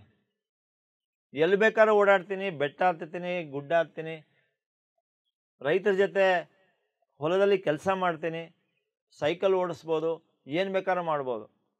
ನಮಗೆ ಎಲ್ಲ ಥರ ಶಕ್ತಿ ನಮ್ಮಲ್ಲಿದೆ. ಅದು ಯಾವಾಗ ಬರುತ್ತೆ ಅಂದರೆ ನಾನು ಆತ್ಮದ ಸ್ವರೂಪ ಅಂತ ನಮಗೆ ಯಾವಾಗ ಗೊತ್ತಿದ್ರೆ ಬರುತ್ತೆ. ಅಯ್ಯೋ ನಾನು ದೇಹ, ನನಗೇನೋ ಹೊಟ್ಟೆ ನೋವ್ತಾ ಇದೆ, ಹಿಂಗಾಗೋಯ್ತು ಹಂಗಾಗೋಯ್ತು ಅಂತ ಅಳುಕನ್ನು ನಾವು ಹುಟ್ಟಿಸ್ಕೊಂಡಾಗ ನಾವೆಲ್ಲರೂ ಮತ್ತೆ ಅದೇ ಸ್ಥಿತಿಗೆ ಹೋಗ್ತೀವಿ. ದಿನನಿತ್ಯ ನಮಗೇ ನಾವು ಕೊಡಬೇಕು ಸಮಯ. ಆತ್ಮಕ್ಕೆ, ಈ ಮನಸ್ಸಿಗೆ ಶಾಂತಿ ಕೊಡುವಂಥದ್ದು, ಸ್ನಾನ ಕೊಡುವಂಥದ್ದು, ಉತ್ತೇಜನೆ ಕೊಡುವಂಥ ಕೆಲಸ ಇದು. ತುಂಬ ತುಂಬ ತುಂಬ ಮುಖ್ಯವಾದ ಅಪಾಯಿಂಟ್ಮೆಂಟ್ ಇದು. ನಮಗೋಸ್ಕರ ನಾವು ಕೊಡುವಂಥ ಅಪಾಯಿಂಟ್ಮೆಂಟ್. ನಿಮಗೋಸ್ಕರ ನೀವು ಅಪಾಯಿಂಟ್ಮೆಂಟ್ ನೀವು ಕೊಟ್ಟರೆ ದಿನ, ಆಮೇಲೆ ಬೇರೆ ಯಾರಿಗೆ ಬೇಕಾದ್ರೂ ನೀವು ಅಪಾಯಿಂಟ್ಮೆಂಟ್ ಕೊಡ್ಬೋದು. ನಾನು ಕಣ್ಣು ಮುಚ್ಚಿದ್ರೆ ನನ್ನ ಸಂಸಾರ ಮಾಯ, ಹೌದಾ ಇಲ್ವಾ? ನೀವು ಕಣ್ಣು ಮುಚ್ಕೊಂಡ್ರೆ ನಿಮ್ಮ ಸಂಸಾರ ಇರುತ್ತಾ? ನಿಮ್ಮ ಮಕ್ಕಳು, ಮರಿ, ಹೆಂಡತಿ, ಗಂಡ, ಅತ್ತೆ, ಮಾವ ಯಾರೋ ಸಿಗ್ತಾರ ನಿಮಗೆ? ನೀವು ಇರೋವರೆಗೂ ನಿಮ್ಮ ಪ್ರಪಂಚ. ನೀವು ಕಣ್ಣು ಮುಚ್ಕೊಂಡ್ರೆ ನಿಮ್ಮ ಪ್ರಪಂಚ ಏನಾಯಿತು? ನೀವು ನೋಡುವಂಥ ಪ್ರಪಂಚ ನಿಮ್ಮ ದೃಷ್ಟಿಕೋನದಿಂದ, ನೀವು ಹಾಕ್ಕೊಂಡಿರುವಂಥ ಕನ್ನಡಕದಿಂದ ನೀವು ನೋಡ್ತಾ ಇರ್ತೀರ. ಸೊ ಈ ಧ್ಯಾನದಿಂದ ನಮಗೇನಾಗತ್ತೆ ಅಂದರೆ ಸ್ನೇಹಿತರೆ, ನಮಗೆ ದಿಕ್ಸೂಚಿ ಉಂಟಾಗತ್ತೆ. ದಿಕ್ಸೂಚಿ ಅಂದರೆ ಏನು ಹೇಳಿ? ನಮ್ಮ 3ನೇ ಕಣ್ಣು, ಜ್ಞಾನದ ಕಣ್ಣನ್ನು ಓಪನ್ ಮಾಡ್ಕೊಳ್ತೀವಿ. ಜ್ಞಾನ ಚಕ್ಷು ಅಂತ ಹೇಳ್ತೀವಿ. ಈ ಚರ್ಮ ಚಕ್ಷು ಅನ್ನೋದನ್ನ ಕ್ಲೋಸ್ ಮಾಡಿಕೊಂಡಾಗ ಉಸಿರಾಟದ ಮೇಲೆ ನಾವು ಉಸಿರಾಟವನ್ನು ಗಮನಿಸಿದಾಗ ನಮಗೆ ಜ್ಞಾನ ಚಕ್ಷು ಅನ್ನೋದು ನಿಧಾನವಾಗಿ ಮುಬ್ಬಾಗಿ ಕಾಣಿಸ್ಕೊಂಡು ಇನ್ನೂ ಪ್ರಕಾಶಮಾನವಾಗಿ ಅದು ಓಪನ್ ಆಗಕ್ಕೆ ಶುರುವಾಗತ್ತೆ. ಆವಾಗ ನಮಗೆ ಸಮಸ್ಯೆ ಒಂದಿದ್ರೆ ಅದಕ್ಕೆ ಪರಿಹಾರ 100 ಅದೇ ಕಂಡುಕೊಳ್ಳುತ್ತೆ. ಸಮಸ್ಯೆ ಒಂದಿದ್ರೆ ಪರಿಹಾರಗಳು ಎಷ್ಟಿರುತ್ತೆ? ಸಮಸ್ಯೆ ಒಂದೇ ಇರುತ್ತೆ, ಪರಿಹಾರಗಳು ಎಷ್ಟಿರುತ್ತೆ? ಈಗ ಇಲ್ಲಿ ಗ್ರೌಂಡಿಗೆ ಬರೋಕ್ಕೆ ನೀವು ಎಲ್ಲಿಂದ ಬೇಕಾದ್ರೂ ಬರೋದೋ ಇಲ್ವೋ? ಗ್ರೌಂಡ್ ಒಂದೇ, ದಾರಿಗಳು 100 ಇದೆ. ಸೊ ಈ ದಿಕ್ಸೂಚಿ ನಿಮಗೆ ತೋರಿಸುತ್ತೆ, ಇದು ಮಾಡು ಅದು ಮಾಡಬೇಡ, ಇವನನ್ನ ಭೇಟಿ ಮಾಡು ಅದು ಮಾಡಬೇಡ, ಈ ಕೆಲಸ ಮಾಡು ಅದು ಮಾಡಬೇಡ, ಈ ಥರ ಮಾತು ನಿಲ್ಲಿಸಿ, ಊಟ ಏನು ತಿನ್ನಬೇಕು, ಹೆಂಗೆ ತಿನ್ನಬೇಕು, ಯಾವಾಗ ತಿನ್ನಬೇಕು, ಯಾರನ್ನು ಮಾತಾಡಿಸ್ಬೇಕು, ಏನು ಮಾತಾಡಬೇಕು, ಎಷ್ಟೊತ್ತು ಮಾತಾಡಬೇಕು, ಯಾವ ಥರ ಮಾತಾಡಬೇಕು, ಹೆಂಗೆ ಕೆಲಸ ಮಾಡಬೇಕು, ಹೆಂಗೆ ಮಾಡಬಾರ್ದು, ಏನನ್ನು ನೋಡಬೇಕು, ಏನು ನೋಡಬಾರ್ದು, ಏನು ಕೇಳಿಸ್ಕೋಬೇಕು, ಏನು ಕೇಳಿಸ್ಕೋಬಾರ್ದು, ಎಷ್ಟು ಕೇಳಿಸ್ಕೋಬೇಕು, ಏನನ್ನು ಕೇಳಿಸ್ಕೋಬೇಕು, ಯಾವಾಗ ಕೇಳಿಸ್ಕೋಬೇಕು. ಕಿವಿ ಇದ್ರೂ ಕೇಳಿಸಿರಲ್ಲ ನಮಗೆ. ಯಾರಾದ್ರು ಮಾತಾಡ್ತಾ ಇದ್ರೆ ಏನಾಯ್ತು, ಏನೋ ಹೇಳ್ತಾ ಇದ್ನಲ್ಲ ಇಷ್ಟೊತ್ತಿಂದ ಏನಾಯ್ತು ಅಂದರೆ ಅಯ್ಯೋ ಕೇಳಿಸ್ಲಿಲ್ಲ ನನಗೆ. ನೋಡಿದ್ದೀರಾ? ಕಣ್ಣಿಂದ ನೋಡ್ತಾ ಇರ್ತೀವಿ, ನೋಡಿದ್ರು ನೋಡದೆ ಹಂಗೆ ಹೊಟ್ಟೋಗಿದೆಯಲ್ಲ ಅಂದರೆ ನಾನು ಕಣ್ಣಿಂದ ನೋಡಿದೆ, ಆ ದೃಷ್ಟಿ ಇರಲಿಲ್ಲ, ಅಷ್ಟೇ, ಕೆಲಸ ಮಾಡಲಿಲ್ಲ. ಸೊ ಇದು ದಿಕ್ಸೂಚಿ ಅನ್ನೋದು ನಮಗೆ ಉಂಟು ಮಾಡುತ್ತೆ ಸ್ನೇಹಿತರೆ. ಧ್ಯಾನದಿಂದ ಯಾವುದೇ ಒಂದು ಸಂಸಾರದಲ್ಲಿ ಆಗಿರಲಿ, ನಿಮ್ಮ ಸಮಾಜದಾಗಿರಲಿ, ನಿಮ್ಮ ಕಚೇರಿಯಲ್ಲಾಗಿರ್ಬೋದು, ಎಲ್ಲ ಸಮಸ್ಯೆಗಳಿಂದ ನಿರ್ಮೂಲನೆ ನೀವು ತಗೋಬೋದು, ನಿಮ್ಮ ಪರಿಹಾರವನ್ನು ನೀವೇ ಕಂಡುಕೋಬೋದು. So no doctor no medicine. ಈಗ ಒಂದು ಚರ್ಮ ನಿಮ್ಮ ದೇಹದಲ್ಲಿ ಕಟ್ಟಾದರೆ ಯಾರಾದರೂ ಜೋಡಿಸಣೆ ಮಾಡೋಕ್ಕಾಗತ್ತಾ? ಅದು ಚರ್ಮ ಕಟ್ಟಾಗಿದ್ದರೆ, ಗಾಯ ಆಗಿದ್ರೆ ಏನು ದೇಹನೇ ತಾನೇ ಅದು ರೆಡಿ ಮಾಡ್ತಾ ಇರೋದು. ಡಾಕ್ಟ್ರ್ ಏನಾದ್ರು ಬಂದು ಜೋಡ್ಸೋಕ್ಕಾಗತ್ತಾ? ಸ್ಟಿಚ್ಚಿಂಗ್ ಹಾಕ್ಬೋದು ಅಷ್ಟೇ. ಚರ್ಮ ಒಂದಕ್ಕೊಂದು ಕೂಡ್ಕೊಳ್ಳೋದು ಯಾವುದು? ನಿಮ್ಮ ದೇಹದ ಅದ್ಭುತ ಶಕ್ತಿಯಿಂದ ಕೂಡ್ಕೊಳ್ಳುತ್ತೆ. ಒಂದು ಮೂಳೆ ಮುರಿದಿದ್ರೂ ಸಹ ಏನಾಗುತ್ತೆ? ಅದೇ ಕೂಡ್ಕೊಳ್ಳುತ್ತೆ. ರಕ್ತ ಒಂದು ಬಾಟ್ಲ್ ನೀವು ದಾನ ಮಾಡಿದ್ರೂ ಸಹ ಅದೇ ಉತ್ಪತ್ತಿ ಮಾಡ್ತಾ ಇದೆ. ಬಟ್ ನಾವು ಏನು ಮಾಡ್ತೀವಿ? ದೇಹದ ಒಂದು ಅದ್ಭುತ ಶಕ್ತಿಯನ್ನು ಮರ್ತಿರ್ತೀವಿ. ಸೊ ಈ ಎಲ್ಲರ ಜ್ಞಾನ ನಮ್ಮಲ್ಲಿ ಬರುತ್ತೆ. ಈಗ ನಿಮಗೆ ಗ್ಯಾಸ್ಟ್ರಿಕ್ ಇದೆ ಅಂತ ಹೇಳಿದ್ರಿ. ಸೊ ಗ್ಯಾಸ್ಟ್ರಿಕ್ ಯಾಕಾಗತ್ತೆ ಅಂದರೆ ಎಲ್ಲರೂ ಏನು ಹೇಳ್ತಾರೆ? ಸಮಯಕ್ಕೆ ಊಟ ಮಾಡಿಲ್ಲ ಅಂತ ಅಂದ್ಕೊಳ್ತೀವಿ. ಬಟ್ ಅದು ತಪ್ಪು. ಎಲ್ಲರೂ ನಮ್ಮಲ್ಲಿ ಹುಳುಗಳನ್ನು ಹಾಕಿರ್ತಾರೆ. ಯಾವಾಗ ನಿಮಗೆ ಊಟ ಮಾಡೋಕ್ಕಾಗೋದಿಲ್ವೋ ಆವಾಗ ನಾನು ಉಪವಾಸ ಅಂತ ಅಂದ್ಕೊಂಡಾಗ ದೇಹಕ್ಕೆ ಶಕ್ತಿ ಹೆಚ್ಚಾಗುತ್ತೆ. ಉಪವಾಸ ಎಷ್ಟು ಜನ ಮಾಡಿದ್ದೀರಾ ಇಲ್ಲಿ? ಮಾಡಿದ್ದೀರಾ ಉಪವಾಸ? ಸೊ ಉಪವಾಸ ಮಾಡಿದಾಗ ನಿಮ್ಗೆ ಊಟ ಕೊಟ್ಟರೆ ತಿಂತೀರಾ? ನೀವು ತಿಂತೀರಾ? ಯಾರು ಉಪವಾಸ ಮಾಡಬೇಕಾದ್ರೆ ಕೊಟ್ಟರು ಬೇಡ ಅಂತೀರಾ, ಹೌದಾ ಇಲ್ವಾ? ಅದೇ ನೀವು ಊಟ ಮಾಡಬೇಕು ಅಂತ ಮನಸ್ಸು ಮಾಡಿದಾಗ ಇಡೀ ದಿನ ನಿಮಗೆ ಊಟ ಕೊಡಲಿಲ್ಲ ಅಂದರೆ ಏನಾಗುತ್ತೆ?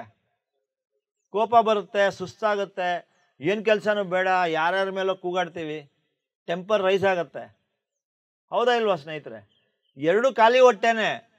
ಒಂದು ಸ್ಥಿತಿಯಲ್ಲಿ ಸ್ವಿಚ್ ಆನ್ ಆಗುತ್ತೆ, ಶಕ್ತಿ ಜಾಸ್ತಿ ಆಗುತ್ತೆ. ಉಪವಾಸ ಮಾಡ್ತಾ ಇದ್ದೀವಿ ಅಂದರೆ ಎನರ್ಜಿ ಹೆಚ್ಚಾಗುತ್ತೆ.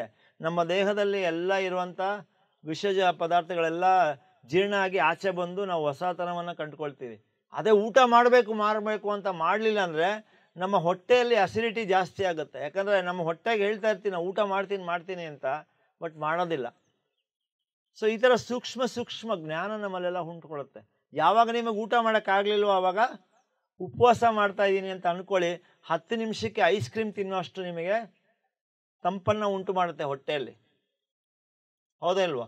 ಈ ಜ್ವರ ಬಂದಾಗ ನಾವೇನು ಮಾಡ್ತೀವಿ? ಗುಳಿಗೆ ಹಾಕ್ಕೊಂಡ್ಬಿಡ್ತೀವಿ. ಬಟ್ ಜ್ವರ ಬರೋದು ಯಾಕೆ ಅಂತ ನಾವು ಕಂಡುಕೊಂಡ್ರೆ ಅದಕ್ಕೆ ಕಾರಣ ಏನು? ಮೂಲ ಕಾರಣ ಏನಕ್ಕೆ ಬಂತು ಜ್ವರ? ದೇಹದಲ್ಲಿ ಏನೋ ಇನ್ಫೆಕ್ಷನ್ ಇರುತ್ತೆ, ಅದ್ರ ಜೊತೆಗೆ ಅದು ಕೆಲಸ ಮಾಡ್ತಾ ಇದೆ. ಬಾರ್ಡರ್ ಸೆಕ್ಯೂರಿಟಿ ಫೋರ್ಸ್ ಅಂದರೆ ಗೊತ್ತಲ್ಲ, ದೇಹದಲ್ಲಿ ಯಾವುದೇ ವೈರಸ್ಸು ಬ್ಯಾಕ್ಟೀರಿಯಾನ ಬಿಡದೆ ಕೆಲಸ ಮಾಡಿ ಎಲ್ಲ ಒಂದು ಯುದ್ಧ ಮಾಡ್ತಾ ಇರುತ್ತೆ. ಆ ಸಮಯದಲ್ಲಿ ನಾವೇನು ಮಾಡ್ತೀವಿ? ಗುಳಿಗೆ ಹಾಕ್ಕೋತೀವಿ.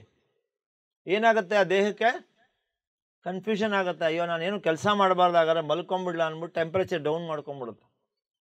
ಅವಾಗೇನಾಗುತ್ತೆ? ಒಂದು ಪ್ರೆಷರ್ ಕುಕ್ಕರ್ ಶಿಳ್ಳೆ ಹೊಡಿತಾ ಇರುತ್ತೆ, ನೀವು ಕೂಗಬೇಡ ಈಗ ಅಂತ ಅದು ಇಟ್ಕೊಂಡ್ರೆ ಏನಾಗುತ್ತೆ? ಮುಂದೆ ಇನ್ನೊಂದು ಭಯಾನಕ ರೋಗಕ್ಕೆ ನಾವು ಸಿಕ್ಕಾಕ್ಕೊಳ್ತೀವಿ. ಆ ರೋಗ ನಿರೋಧಕ ಶಕ್ತಿ ಏನು ಉಂಟು ಮಾಡ್ತಾ ಇದೆ ದೇಹ, ಅದು ಮಲ್ಕೊಂಡ್ಬಿಡುತ್ತೆ ಸ್ನೇಹಿತರೆ. ಇವೆಲ್ಲ ಏನಂದರೆ ಸೂಕ್ಷ್ಮತೆಯನ್ನು ನಾವು ಕಂಡುಕೊಂಡ್ರೆ ನಮ್ಮ ದೇಹದಲ್ಲಿ ಏನೇ ರೋಗ ಬಂದರೂ ಅದಕ್ಕೇನೋ ಕಾರಣ ಇದೆ ಅಂತ ಒಂದು ಜ್ಞಾನ ಬೇಕಲ್ಲ, ನಮಗೆ ತಾಳ್ಮೆ ಬೇಕಲ್ಲ, ಅದಕ್ಕೆ ರೆಸ್ಟ್ ಬೇಕು. ಊಟ ಮಾಡೋಕ್ಕಾಗಲ್ಲ ಆ ಟೈಮಲ್ಲಿ. ಸೊ ಸ್ನೇಹಿತರೆ, ಧ್ಯಾನಕ್ಕೆ ಒಂದು ಆದ್ಯತೆ ಕೊಟ್ಟು ಒಂದು 41 ದಿನ ನೀವು ಅಭ್ಯಾಸ ಮಾಡಿ. ಆಮೇಲೆ ಪಿರಮಿಡ್ ಮೆಡಿಟೇಷನ್ ಚಾನಲ್ ಅನ್ನೋ ಒಂದು ಚಾನಲ್ ಇದೆ ಯೂಟ್ಯೂಬಲ್ಲಿ, ಎಲ್ಲರೂ ಸಬ್ಸ್ಕ್ರೈಬ್ ಮಾಡ್ಕೊಂಡು ನೋಡಿ. ನಿಮ್ಮ ಮನೆಯಲ್ಲಿರೋರಿಗೆಲ್ಲ ಇದು ತುಂಬ ಸೂಕ್ಷ್ಮ. ಎಲ್ಲರಿಗೂ ನೀವು ಈಗ ಧ್ಯಾನ ಹೇಳ್ಕೊಡ್ಬೋದು. ಹೆಂಗೆ ಹೇಳ್ಕೊಡ್ಬೇಕು ಅಂದರೆ, ಸುಮ್ಮನೆ ಕೈ ಕಟ್ಟಾಕೊಳ್ಳೋದು, ಕಾಲು ಕಟ್ಟಾಕೊಳ್ಳೋದು, ಒಂದು ಕಡೆ ಕೂತ್ಕೊಳ್ಳೋದು, ಉಸಿರಾಟವನ್ನು ಗಮನಿಸೋದು. ಧ್ಯಾನ ಮಾಡೋದು ನಿಮಗೆ ಶಕ್ತಿ ಕೊಡುತ್ತೆ. ಧ್ಯಾನ ಹೇಳ್ಕೊಡೋದ್ರಿಂದ ಅದಕ್ಕೆ 100 ಪಟ್ಟು ಹೆಚ್ಚು ಶಕ್ತಿ ನಿಮಗೆ ಕೊಡುತ್ತೆ. ಯಾಕಂದರೆ ನಾನು ಅನ್ನೋದು ಒಂದು ದೀಪ. ಆ ದೀಪ ಹಾರಕ್ಕೆ ಮುಂಚೆ ಎಷ್ಟು ದೀಪ ಹಚ್ಬೋದು ನಾವು? 100 ದೀಪಗಳನ್ನು ಹಚ್ಚಿದಾಗ ಬೆಳಕು ಹೆಚ್ಚಾಗತ್ತೆ. ಎಷ್ಟಾಗತ್ತೆ? 100 1000 ಪಟ್ಟು ಹೆಚ್ಚಾಗತ್ತೆ. ಸೊ ನೀವು ಧ್ಯಾನವನ್ನು ಮನೆಯವ್ರಿಗೆ, ನಿಮ್ಮ ಸಮಾಜದಲ್ಲಿ ಬೇರೆಯವ್ರಿಗೆಲ್ಲ ನೀವು ಹೇಳಿಕೊಟ್ರೆ ನಿಮಗೆ ಅದರ ಲಾಭ ಸಿಗುತ್ತೆ, 100 ಲಾಭ ಸಿಗುತ್ತೆ. ಸೊ PMC ಚಾನಲ್ ನೀವು ನೋಡ್ಕೊಳ್ಳಿ, ಎಷ್ಟು ಅನುಭವಗಳು ಅದರಲ್ಲಿ ಇದೆ ಅಂದರೆ, ಭಯಾನಕ ಚರ್ಮ ರೋಗದಿಂದ ಹಿಡಿದು, ಕ್ಯಾನ್ಸರ್ ರೋಗದಿಂದ ಹಿಡಿದು, ಮೊಣಕಾಲು ನೋವು, ಆರ್ಥ್ರೈಟಿಸಿಂದ ಹಿಡಿದು, ಗಾಯ್ಟರು, ಥೈರಾಯ್ಡು, ಓಕೆ, ಮೈಗ್ರೇನು, ಮತ್ತು ಟ್ಯೂಮರ್ಸು, ಇವೆಲ್ಲ ಹಿಡಿದು ಎಲ್ಲವನ್ನು ಧ್ಯಾನದಿಂದ ನಿರ್ಮೂಲನೆ ಮಾಡಿಕೊಂಡಿರೋಂಥ ಅನುಭವಗಳು ಅದರಲ್ಲಿದೆ. ಲೈವ್ ಪ್ರಾಕ್ಟಿಕಲ್ ವಿತ್ ಮೆಡಿಕಲ್ ರಿಪೋರ್ಟ್ಗಳು ಸಹ ತೋರಿಸ್ತಾರೆ ನಿಮಗೆಲ್ಲ. ಎಷ್ಟೊಂದು ಬೆನ್ನಿನ ಮೂಳೆ ಮುರಿದಿರೋ ಅಂಥ ಒಬ್ಬ ಮನುಷ್ಯ 6 ವಾರ ಧ್ಯಾನ ಮಾಡಿ ಆಪ್ರೇಷನ್ ಇಲ್ಲದೆ ಬೆನ್ನು ಮೂಳೆನ ಜೋಡಿಸ್ಕೊಂಡಿದ್ದಾರೆ ಧ್ಯಾನ ಮಾಡಿ. ಅವ್ರ ಹೆಸರು ಜೋ ಡಿಸ್ಪೆನ್ಸಾ ಅಂತಿದ್ದಾರೆ. ಅದ್ರ ಬಗ್ಗೆ ಯೂಟ್ಯೂಬಲ್ಲಿ ನೋಡಿ, ಜೋ ಡಿಸ್ಪೆನ್ಸಾ ಅಂತ ಒಬ್ಬರು ಇದ್ದಾರೆ. ಅವರು ಏನೂ ಆಗಲ್ಲ ಅನ್ನೋ ಕೈ ಬಿಟ್ಟಿರೋಂಥ ಒಬ್ಬ ವ್ಯಕ್ತಿ ಸೈಕಲನ್ನು ಓಡಿಸ್ಕೊಂಡು ಹೋಗ್ತಾ ಒಂದು ಕಾರು ಹೈವೇಲಿ ಅಮೇರಿಕಲ್ಲಿ ಡಿಕ್ಕಿ ಹೊಡೆದು ಒಬ್ಬರು ಮಹಿಳೆ ಮೇಲೆ ಎಗರುಬಿಟ್ಟು ಕೆಳಗಡೆ ಬಿದ್ದಿದ್ದು, ಕೆಳಗಿನ ಎಲ್ಲ ಮೂಳೆಗಳು ಮುರಿದಿದೆ.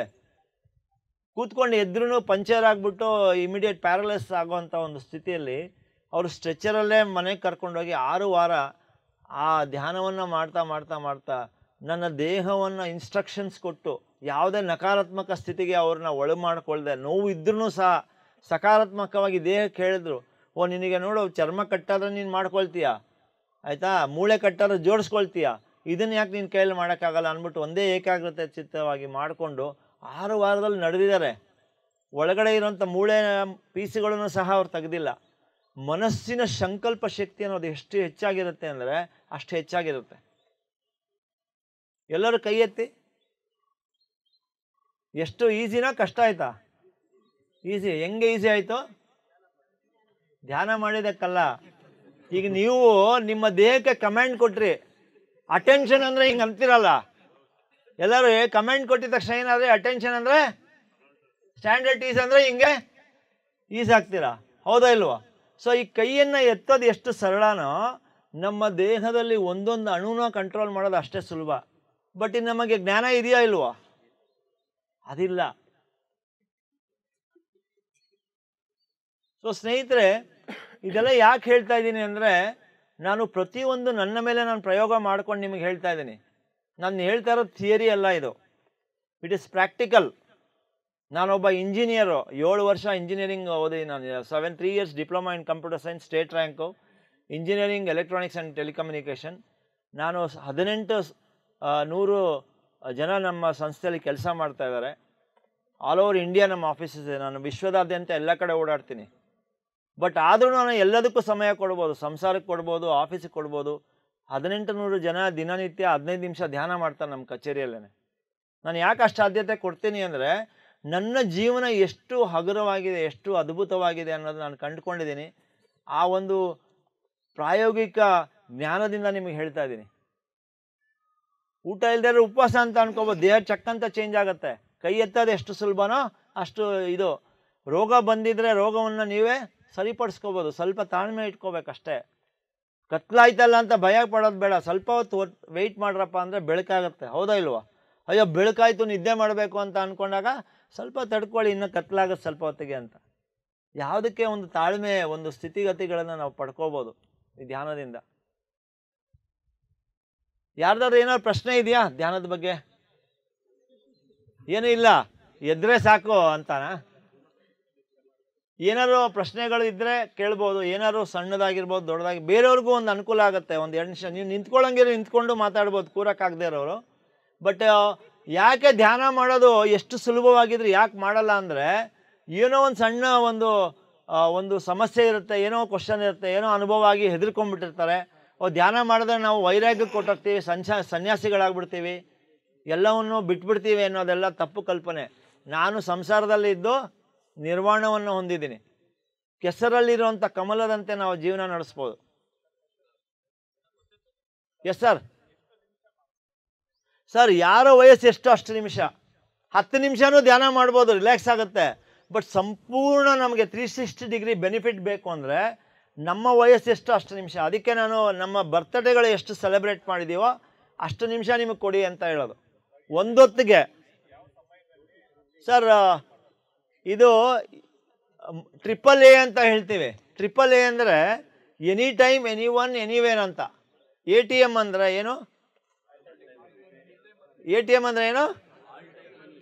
ಆಲ್ ಟೈಮ್ ಅಲ್ಲ, all time meditation, any time meditation ಅಂತ. ATM ಅಂದರೆ ಎನಿ ಟೈಮ್ ಮೆಡಿಟೇಷನ್. ಎಲ್ಲಿ ಬೇಕಾದ್ರೂ ಮಾಡ್ಬೋದು, ಯಾವಾಗ ಬೇಕಾದ್ರೂ, ಉಸಿರಿರೋವರೆಗೂ ಮಾಡಿ. ಆಮೇಲೆ ಇಲ್ಲಾಂದರೆ ರಜಾ. ಯಾವತ್ತು ಉಸಿರಿಟ್ಟಿಲ್ವೋ ಅವತ್ತು ರಜಾ. ಯಾವ ಭಂಗಿಯಲ್ಲಿ ಅಂದರೆ ಕುರ್ಚಿ ಮೇಲೆ ಕೂತ್ಕೋಬೋದು, ನಿಮ್ಮ ಕಟ್ಟೆ ಮೇಲೆ ಕೂತ್ಕೋಬೋದು, ಚಕ್ಕಲ್ ಮಕ್ಕ ಹಾಕ್ಕೊಂಡು ಈ ಥರ ಕೂರ್ಬೋದು, ಕಾಲು ಚಾಚ್ಕೊಂಡು ಕೂರ್ಬೋದು, ಬೆನ್ನು ಒರ್ಕೋಬೋದು, ಬೆನ್ನು ಒರಗ್ದೇನೆ ಕೂರ್ಬೋದು, ಯಾವ ಥರ ಬೇಕಾದ್ರೂ ಕೂರ್ಬೋದು. ಸುಖವಾಗಿರ್ಬೇಕು, ಸುಖವಾಗಿ ಸ್ಥಿರವಾಗಿ ಕೂತ್ಕೋಬೇಕಷ್ಟೇ. ದೇಹಕ್ಕೆ ತೊಂದರೆ ಕೊಡದೇನೆ ಆರಾಮಾಗಿ ಕೂತ್ಕೊಳ್ಳಿ ಅಷ್ಟೇ. 100% ಕಣ್ಣು ಮುಚ್ಚಿರ್ಬೇಕು. ಯಾಕಂದರೆ ಕಣ್ಣಿನ ದೃಷ್ಟಿಯಿಂದನೇ 80% ನಮಗೆ ಎನರ್ಜಿ ಲಾಸ್ ಆಗ್ತಾ ಇರುತ್ತೆ. ಡೈವರ್ಷನ್ ಆಗೋದು ಕಣ್ಣಿಂದನೇ. ಸೊ ಕಣ್ಣುಗಳನ್ನು ಮುಚ್ಕೊಂಡು ಇಟ್ಕೋಬೇಕು. ಅದು ಆಪ್ರೇಷನ್ ಮಾಡಿದಷ್ಟು ಮುಖ್ಯವಾಗಿ ಕೆಲಸ ಮಾಡುತ್ತೆ ಆವಾಗ. Yes sir. ಈಗ ಸರ್ ಒಂದು ಪ್ರಶ್ನೆ ಕೇಳಿದ್ರು, ನಮಗೆ ಏಜ್ ಎಷ್ಟು ಇರುತ್ತೋ ಅಷ್ಟು ನಿಮಿಷ ಮಾಡಬೇಕಾಗಿರೋದು ಅಟ್ ಎ ಟೈಮ್ ಮಾಡಬೇಕಾ, ಇಲ್ಲ 10 ನಿಮಿಷ 50 ನಿಮಿಷ ಇದ್ರೆ 50 ವರ್ಷ ಇದ್ರೆ 5 ಸತಿ ಮಾಡ್ಬೋದಾ ಅಂತ. ಈಗೇನಂದರೆ ನೀವು ಈಗೇನಾಗುತ್ತೆ ಅಂದರೆ, ಯಾಕಿದು ಫಾರ್ಮುಲಾ ಅಂತ ಹೇಳ್ತೀನಿ ನಿಮಗೆ. ಒಂದು ಗಿಡವಾಗಿ ಬಗ್ಗದ್ದು ಗಾದೆ ಗೊತ್ತಾ ನಿಮಗೆ? ಸೊ ಸಣ್ಣ ಸಸಿ ಇದ್ದಾಗ ಮೊಳಕೆ ಹೊಡೆದಿದ್ದನ್ನು ನಾವು ಯಾರೋ ಒಬ್ಬರು ಹೇಳಿರ್ತಾರೆ, ನಿಮ್ಮೆಲ್ಲರಿಗೂ ನಿಮ್ಮ ಮನೆಯಲ್ಲಿ ಡಯಾಬಿಟಿಸ್ ಇದೆ, ಹಾರ್ಟ್ ಇದೆ, BP ಇದೆ, ನಿಮ್ಮ ತಂದೆಗೆ ಎಲ್ಲ ಫ್ರೆಂಡ್ಸ್ ಇದ್ದರು, ನಿಮ್ಮ ತಾಯಿಗೆ 5 ಜನ ಫ್ರೆಂಡ್ಸ್ ಇದ್ದಾರೆ ಅಂತ ಹೇಳ್ಬಿಟ್ಟು ಡಾಕ್ಟ್ರ್ ಹೇಳ್ತಾರೆ. ಆವಾಗ ನೀವೇಂತೀರ, ನೀವು ಹುಷಾರಾಗಿರಿ, ಡಯಾಬಿಟಿಸ್ ನಿಮಗೂ ಬರ್ಬೋದು ಅಂತಾರೆ. ನೀವೇನು ಮಾಡ್ತೀರಾ? ಏನು ಮಾಡ್ತೀರಾ? ಭಯ ಬೀಳ್ತೀರಾ, ಇಲ್ಲಾಂದರೆ ಅಂದ್ಕೊಳ್ತೀರಾ ನನಗೂ ಬರುತ್ತೆ ಯಾವಾಗಲೂ ಡಯಾಬಿಟಿಸ್ ಅಂತ. ಆಯಿತಾ? ಆವಾಗ ಏನಾಗುತ್ತೆ, 2 ಥರ ಪ್ರಕ್ರಿಯೆ ಆಗುತ್ತೆ. ಏನು ಪ್ರಕ್ರಿಯೆ ಆಗುತ್ತೆ ಅಂದರೆ, ನೀವು ಕೈ ಎತ್ತಿದ್ರೆ ಎಲ್ಲರೂ ಆವಾಗಲೇ ಎಷ್ಟು ಈಸಿ ಆಯಿತು? ಅಷ್ಟು ಈಸಿ ತಾನೇ? ಹೇಳಿದ ತಕ್ಷಣ ಪಟ್ಟಂತ ಕೈ ಎತ್ತು. ಆವಾಗ ನೀವೇನು ಅಂದ್ಕೊಳ್ತೀರಾ, ನಾನು ಡಯಾಬಿಟಿಸ್ ಆಗ್ಬೋದು ಅಂದರೆ ದೇಹ ಏನು ಮಾಡುತ್ತೆ, ಹೌದಮ್ಮ ಸ್ವಾಮಿ ಆಯಿತು ನಾನು ಡಯಾಬಿಟಿಸ್ ಹಾಕ್ತೀನಿ ಅಂತ. ಒಂದು ತೆಂಗಿನ ಸಸಿ ನೆಟ್ಟಂಗೆ ಯಾವಾಗ ಫಲ ಕೊಡುತ್ತೆ? 5 ವರ್ಷಕ್ಕೋ 7 ವರ್ಷಕ್ಕೆ ಫಲ ಕೊಡುತ್ತೆ. ಅಂದ್ಕೊಂಡಿದ್ದ ತಕ್ಷಣ ಏನಾಯಿತು, ದೇಹ ಡಯಾಬಿಟಿಕ್ ಆಗೋಕ್ಕೆ ಸಿದ್ಧ ಮಾಡೋಕ್ಕೆ ಸ್ಟಾರ್ಟ್ ಆಯಿತು. ವಿಶ್ವಶಕ್ತಿ ಏನು ಮಾಡುತ್ತೆ, ಎಲ್ಲದಕ್ಕೂ ತಥಾಸ್ತು ಅಂತ ಇರುತ್ತೆ. ಏನು ಅಂದ್ಕೊಳ್ತೀವೋ ಅದು ಆಗ್ತಾ ಇರುತ್ತೆ. ಯದ್ಭಾವಂ ತದ್ಭವತಿ. ಅದೇನು ಮಾಡುತ್ತೆ ಅಂದರೆ ಹಾಸ್ಪಿಟಲ್ಗೆ ರೆಡಿ ಮಾಡ್ಕೊಳ್ಳುತ್ತೆ, ಮೆಡಿಸನ್ಗಳು ಫ್ಯಾಕ್ಟ್ರಿಗಳು ಬರ್ತವೆ, ಸಿರೆಂಜು ಇಂಜೆಕ್ಷನ್ ಮ್ಯಾನುಫ್ಯಾಕ್ಚರಿಂಗ್ ಫ್ಯಾಕ್ಟ್ರಿಗಳು ಬರ್ತವೆ, ಡಾಕ್ಟ್ರುಗಳು ಹುಡ್ತಾರೆ. ಅದಕ್ಕೆ ಈ ಮನಸ್ಸಲ್ಲಿ ಆ ರೋಗವನ್ನು ಉಂಟು ಮಾಡೋವಂಥ ಸಂಕಲ್ಪ ಇದೆಯಲ್ಲ, ಆಲೋಚನೆ, ಈ ವಿಚಾರವನ್ನು ಇಮಿಡಿಯೇಟಾಗಿ ತೆಗಿಬೇಕು ನಾವು. ಸಣ್ಣ ಸಸಿಯಾಗಿದ್ದಾಗ ಈ ಬೆರಳಿಂದ ತೆಗಿಬೋದು. ದೊಡ್ಡ ಮರ ಆಗಿಬಿಟ್ಟಿದ್ರೆ ಎಷ್ಟು ಬೇಕು ಶಕ್ತಿ? ಸೊ JCB ಬಂದರೂ ಆಗಲ್ಲ ದೊಡ್ಡ ಮರಗಳು. ಆಯಿತಾ? ಅದಕ್ಕೆ ನಾವು 10 ನಿಮಿಷ ಧ್ಯಾನ ಮಾಡಬೇಕು. ಅದನ್ನು ಬುಡ ಸಮೇತ ತೆಗಿಬೇಕು ಅಂದರೆ 1 ಸತಿಗೆ ಮಾಡಬೇಕು. ಸರ್, ನಾನು ನನ್ನ ಅನುಭವ ಹೇಳ್ತೀನಿ. ನಾನು ರೇಖಿ ಮಾಸ್ಟರು, ಎಷ್ಟೋ ವರ್ಷಗಳು ನಾನು ರೇಖಿ ಮಾಡಿದ್ದೀನಿ. ಆಯಿತಾ? ಆಮೇಲೆ ಎಲ್ಲ ಆಸನಗಳನ್ನು ಮಾಡಿದ್ದೀನಿ. ಯೋಗಾಸನಗಳಾಗಿರಲಿ, ಎಕ್ಸಸೈಸ್ ಆಗಿರಲಿ, ಜಿಮ್ಮು, ಟ್ರೆಡ್ಮಿಲ್, ವಾಕಿಂಗ್ ಎಲ್ಲ ಮಾಡಿದ್ದೀನಿ. ಓಕೆ. ಧ್ಯಾನಕ್ಕೆ ಬಂದಾಗಿಂದ ನಾನು ಯಾವ ಬೆಟ್ಟ ಬೇಕಾದ್ರೂ ಹಿಮಾಲಯಕ್ಕೆ ನಾವು ಹೋಗ್ತೀವಿ. ಪ್ರತಿ ವಿಂಟರ್ಗೆ ನಾವು ಹೋಗ್ತೀವಿ. ಸ್ನೋಫಾಲ್ -20 ಡಿಗ್ರಿಯಲ್ಲಿ ಮಲಗ್ತೀವಿ ನಾವು. ಓಕೆ. ಸುಸ್ತು ಆಯಾಸ ಅನ್ನೋದು ಏನೂ ಇಲ್ಲ. ಏನಂದರೆ ಈ ಯೋಗಾಸನಗಳು ಪತಂಜಲಿಯವರು ಕೊಟ್ಟಿರೋದೇನು ಅಂದರೆ, ಅಷ್ಟಾಂಗ ಮಾರ್ಗದಲ್ಲಿ ಹೈಯೆಸ್ಟ್ ಆರ್ಡರ್ ಬಂದು ಧ್ಯಾನ ಅಂತ.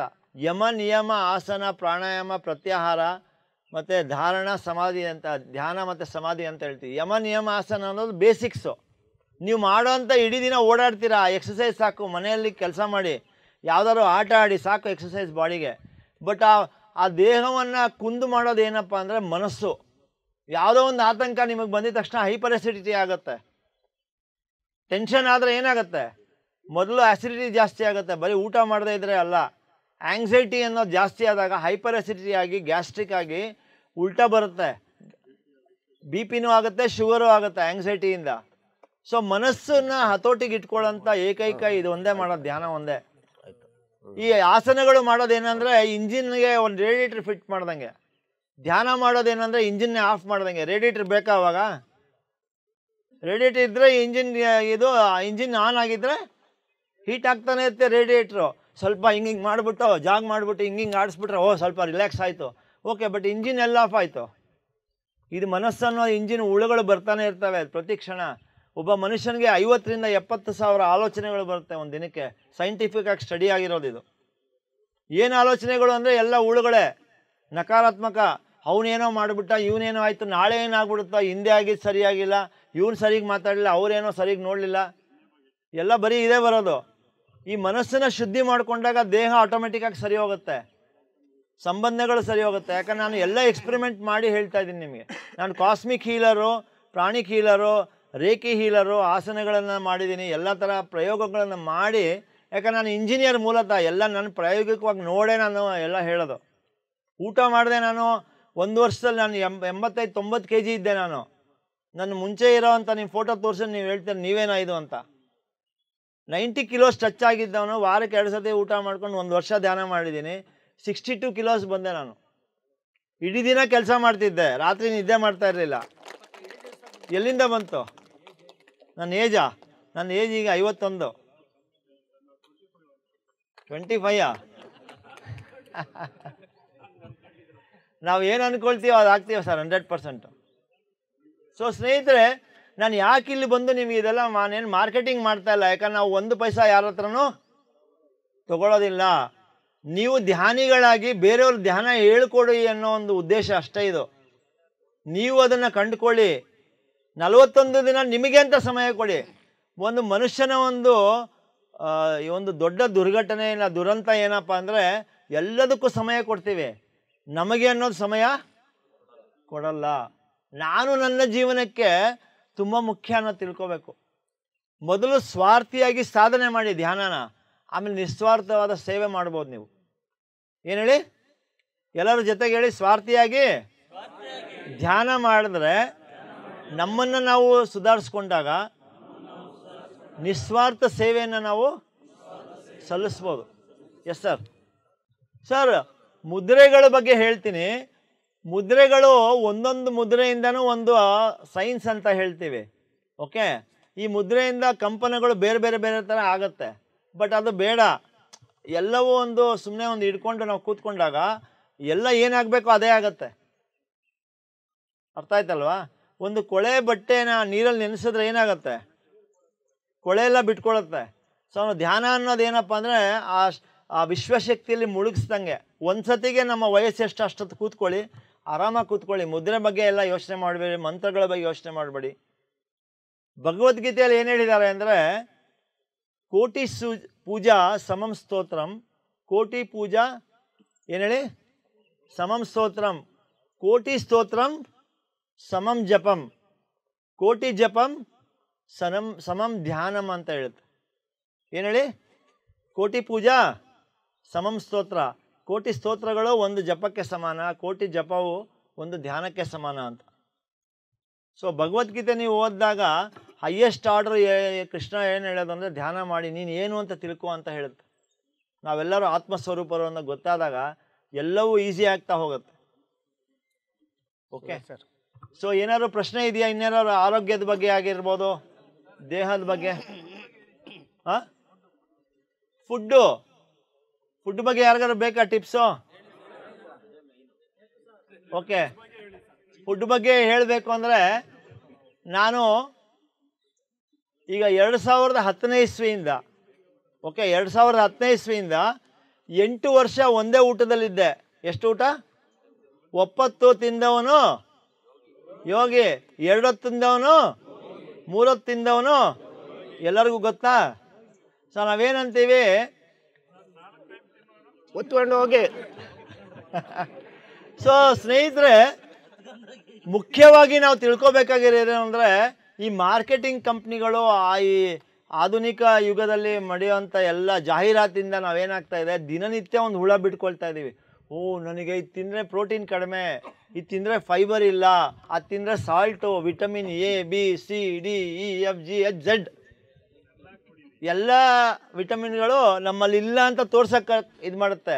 ನಾನು ಹೇಳಿದ್ನಲ್ಲ, ಡಯಾಬಿಟಿಕ್ ರೋಗಕ್ಕೆ ಏನಾಯಿತು, ನಮ್ಮ ಮನಸ್ಸಲ್ಲಿ, ನಮ್ಮ ಮನಸ್ಸು ಅಂದರೆ ಒಂದು ಹೊಲದ ಥರ, ಹೊಲದಲ್ಲಿ ಹಾಗಲಕಾಯಿ ಬೀಜ ಹಾಕ್ಬಿಟ್ಟು ಮಾವಿನ ಹಣ್ಣು ಬರುತ್ತೆ ಅಂದರೆ ಬರುತ್ತಾ?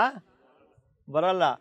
ಅದೇ ಥರ ನಾವೇನು ಮಾಡ್ತಾ ಇರ್ತೀವಿ ಅಂದರೆ, ನಾವೆಲ್ಲ ಹುಟ್ಟದಾಗಿಂದ ಸಾಯೋವರೆಗೂ ವಶೀಕರಣದಲ್ಲಿ ಇರ್ತಿರ್ತೀವಿ. ಓ, ನೀನು 3 ಹೊತ್ತು ತಿನ್ನಬೇಕು ಅಂತ ಅಪ್ಪ ಅಮ್ಮ ಹೇಳಿರ್ತಾರೆ. ಬಡವಾಗ್ಬಿಡ್ತೀಯ ಕಣ ನೀನು ಊಟ ಮಾಡಲಿಲ್ಲ ಅಂತ ಏನು ಮಾಡ್ತೀವಿ, ವಶೀಕರಣ. ನಾವೆಲ್ಲರೂ ಊಟದಿಂದನೇ ಬದುಕಿರೋದು. 3 ಹೊತ್ತು ತಿಂದರೆ ನಾವು ಚೆನ್ನಾಗಿರ್ತೀವಿ, ಊಟ ಮಾಡಲಿಲ್ಲ ಅಂದರೆ ಸ್ವರ್ಗ ಹೋಗ್ತೀವಿ. ಇವೆಲ್ಲ ರೋಗ, ಇದು ಅಷ್ಟೇ. ಸಾಯೋವರೆಗೂ ಇದು ವಶೀಕರಣದಲ್ಲಿರ್ತೀವಿ ನಾವು.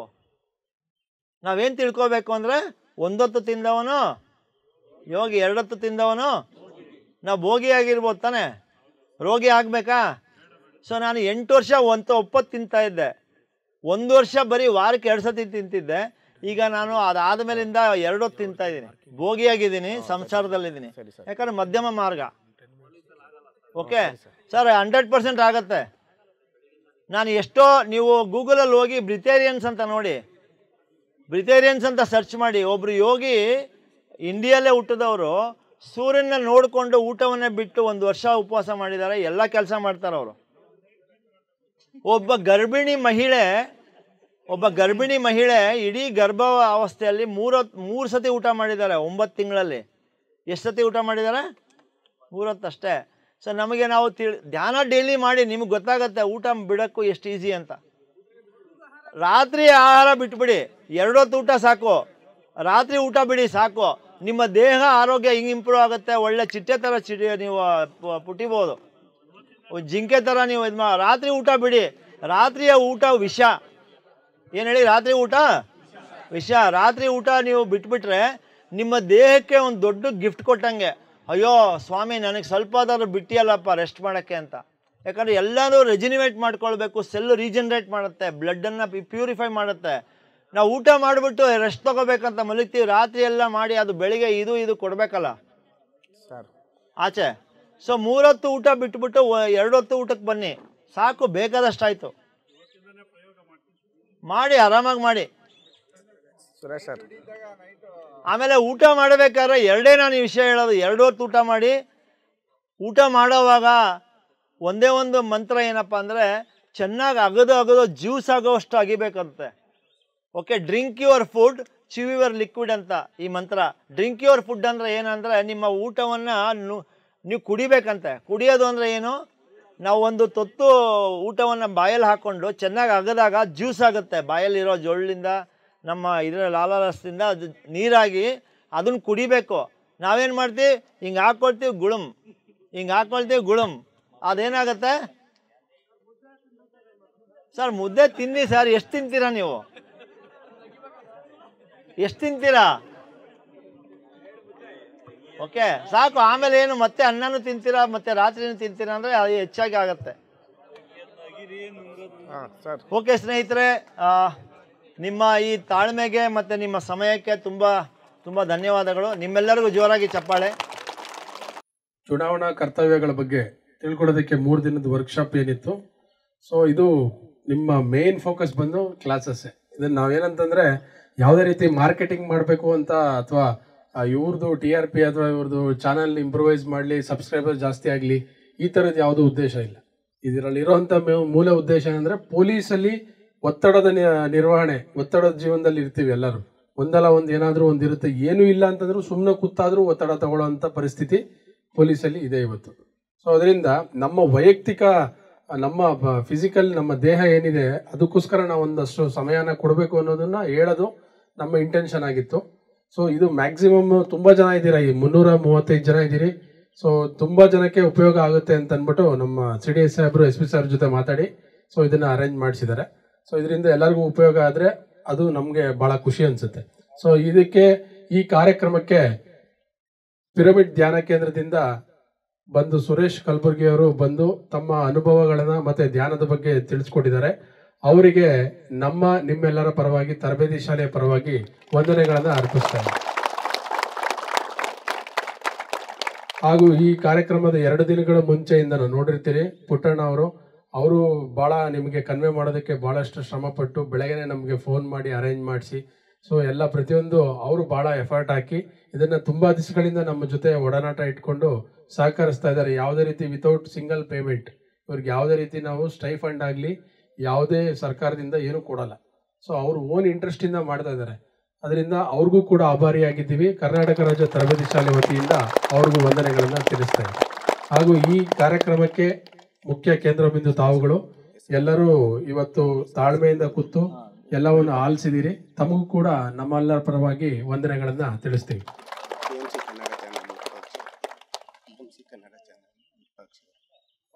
ಹಾಗೂ PMC ಕನ್ನಡ ಚಾನೆಲ್ ವಿರೂಪಾಕ್ಷಿ ಅವರು ಕೂಡ ನಮ್ಮ ಕಾರ್ಯಕ್ರಮಕ್ಕೆ ಆಗಮಿಸಿರ್ತಾರೆ. ಅವ್ರಿಗೂ ಕೂಡ ವಂದನೆಗಳನ್ನು ಅರ್ಪಿಸ್ತಾರೆ.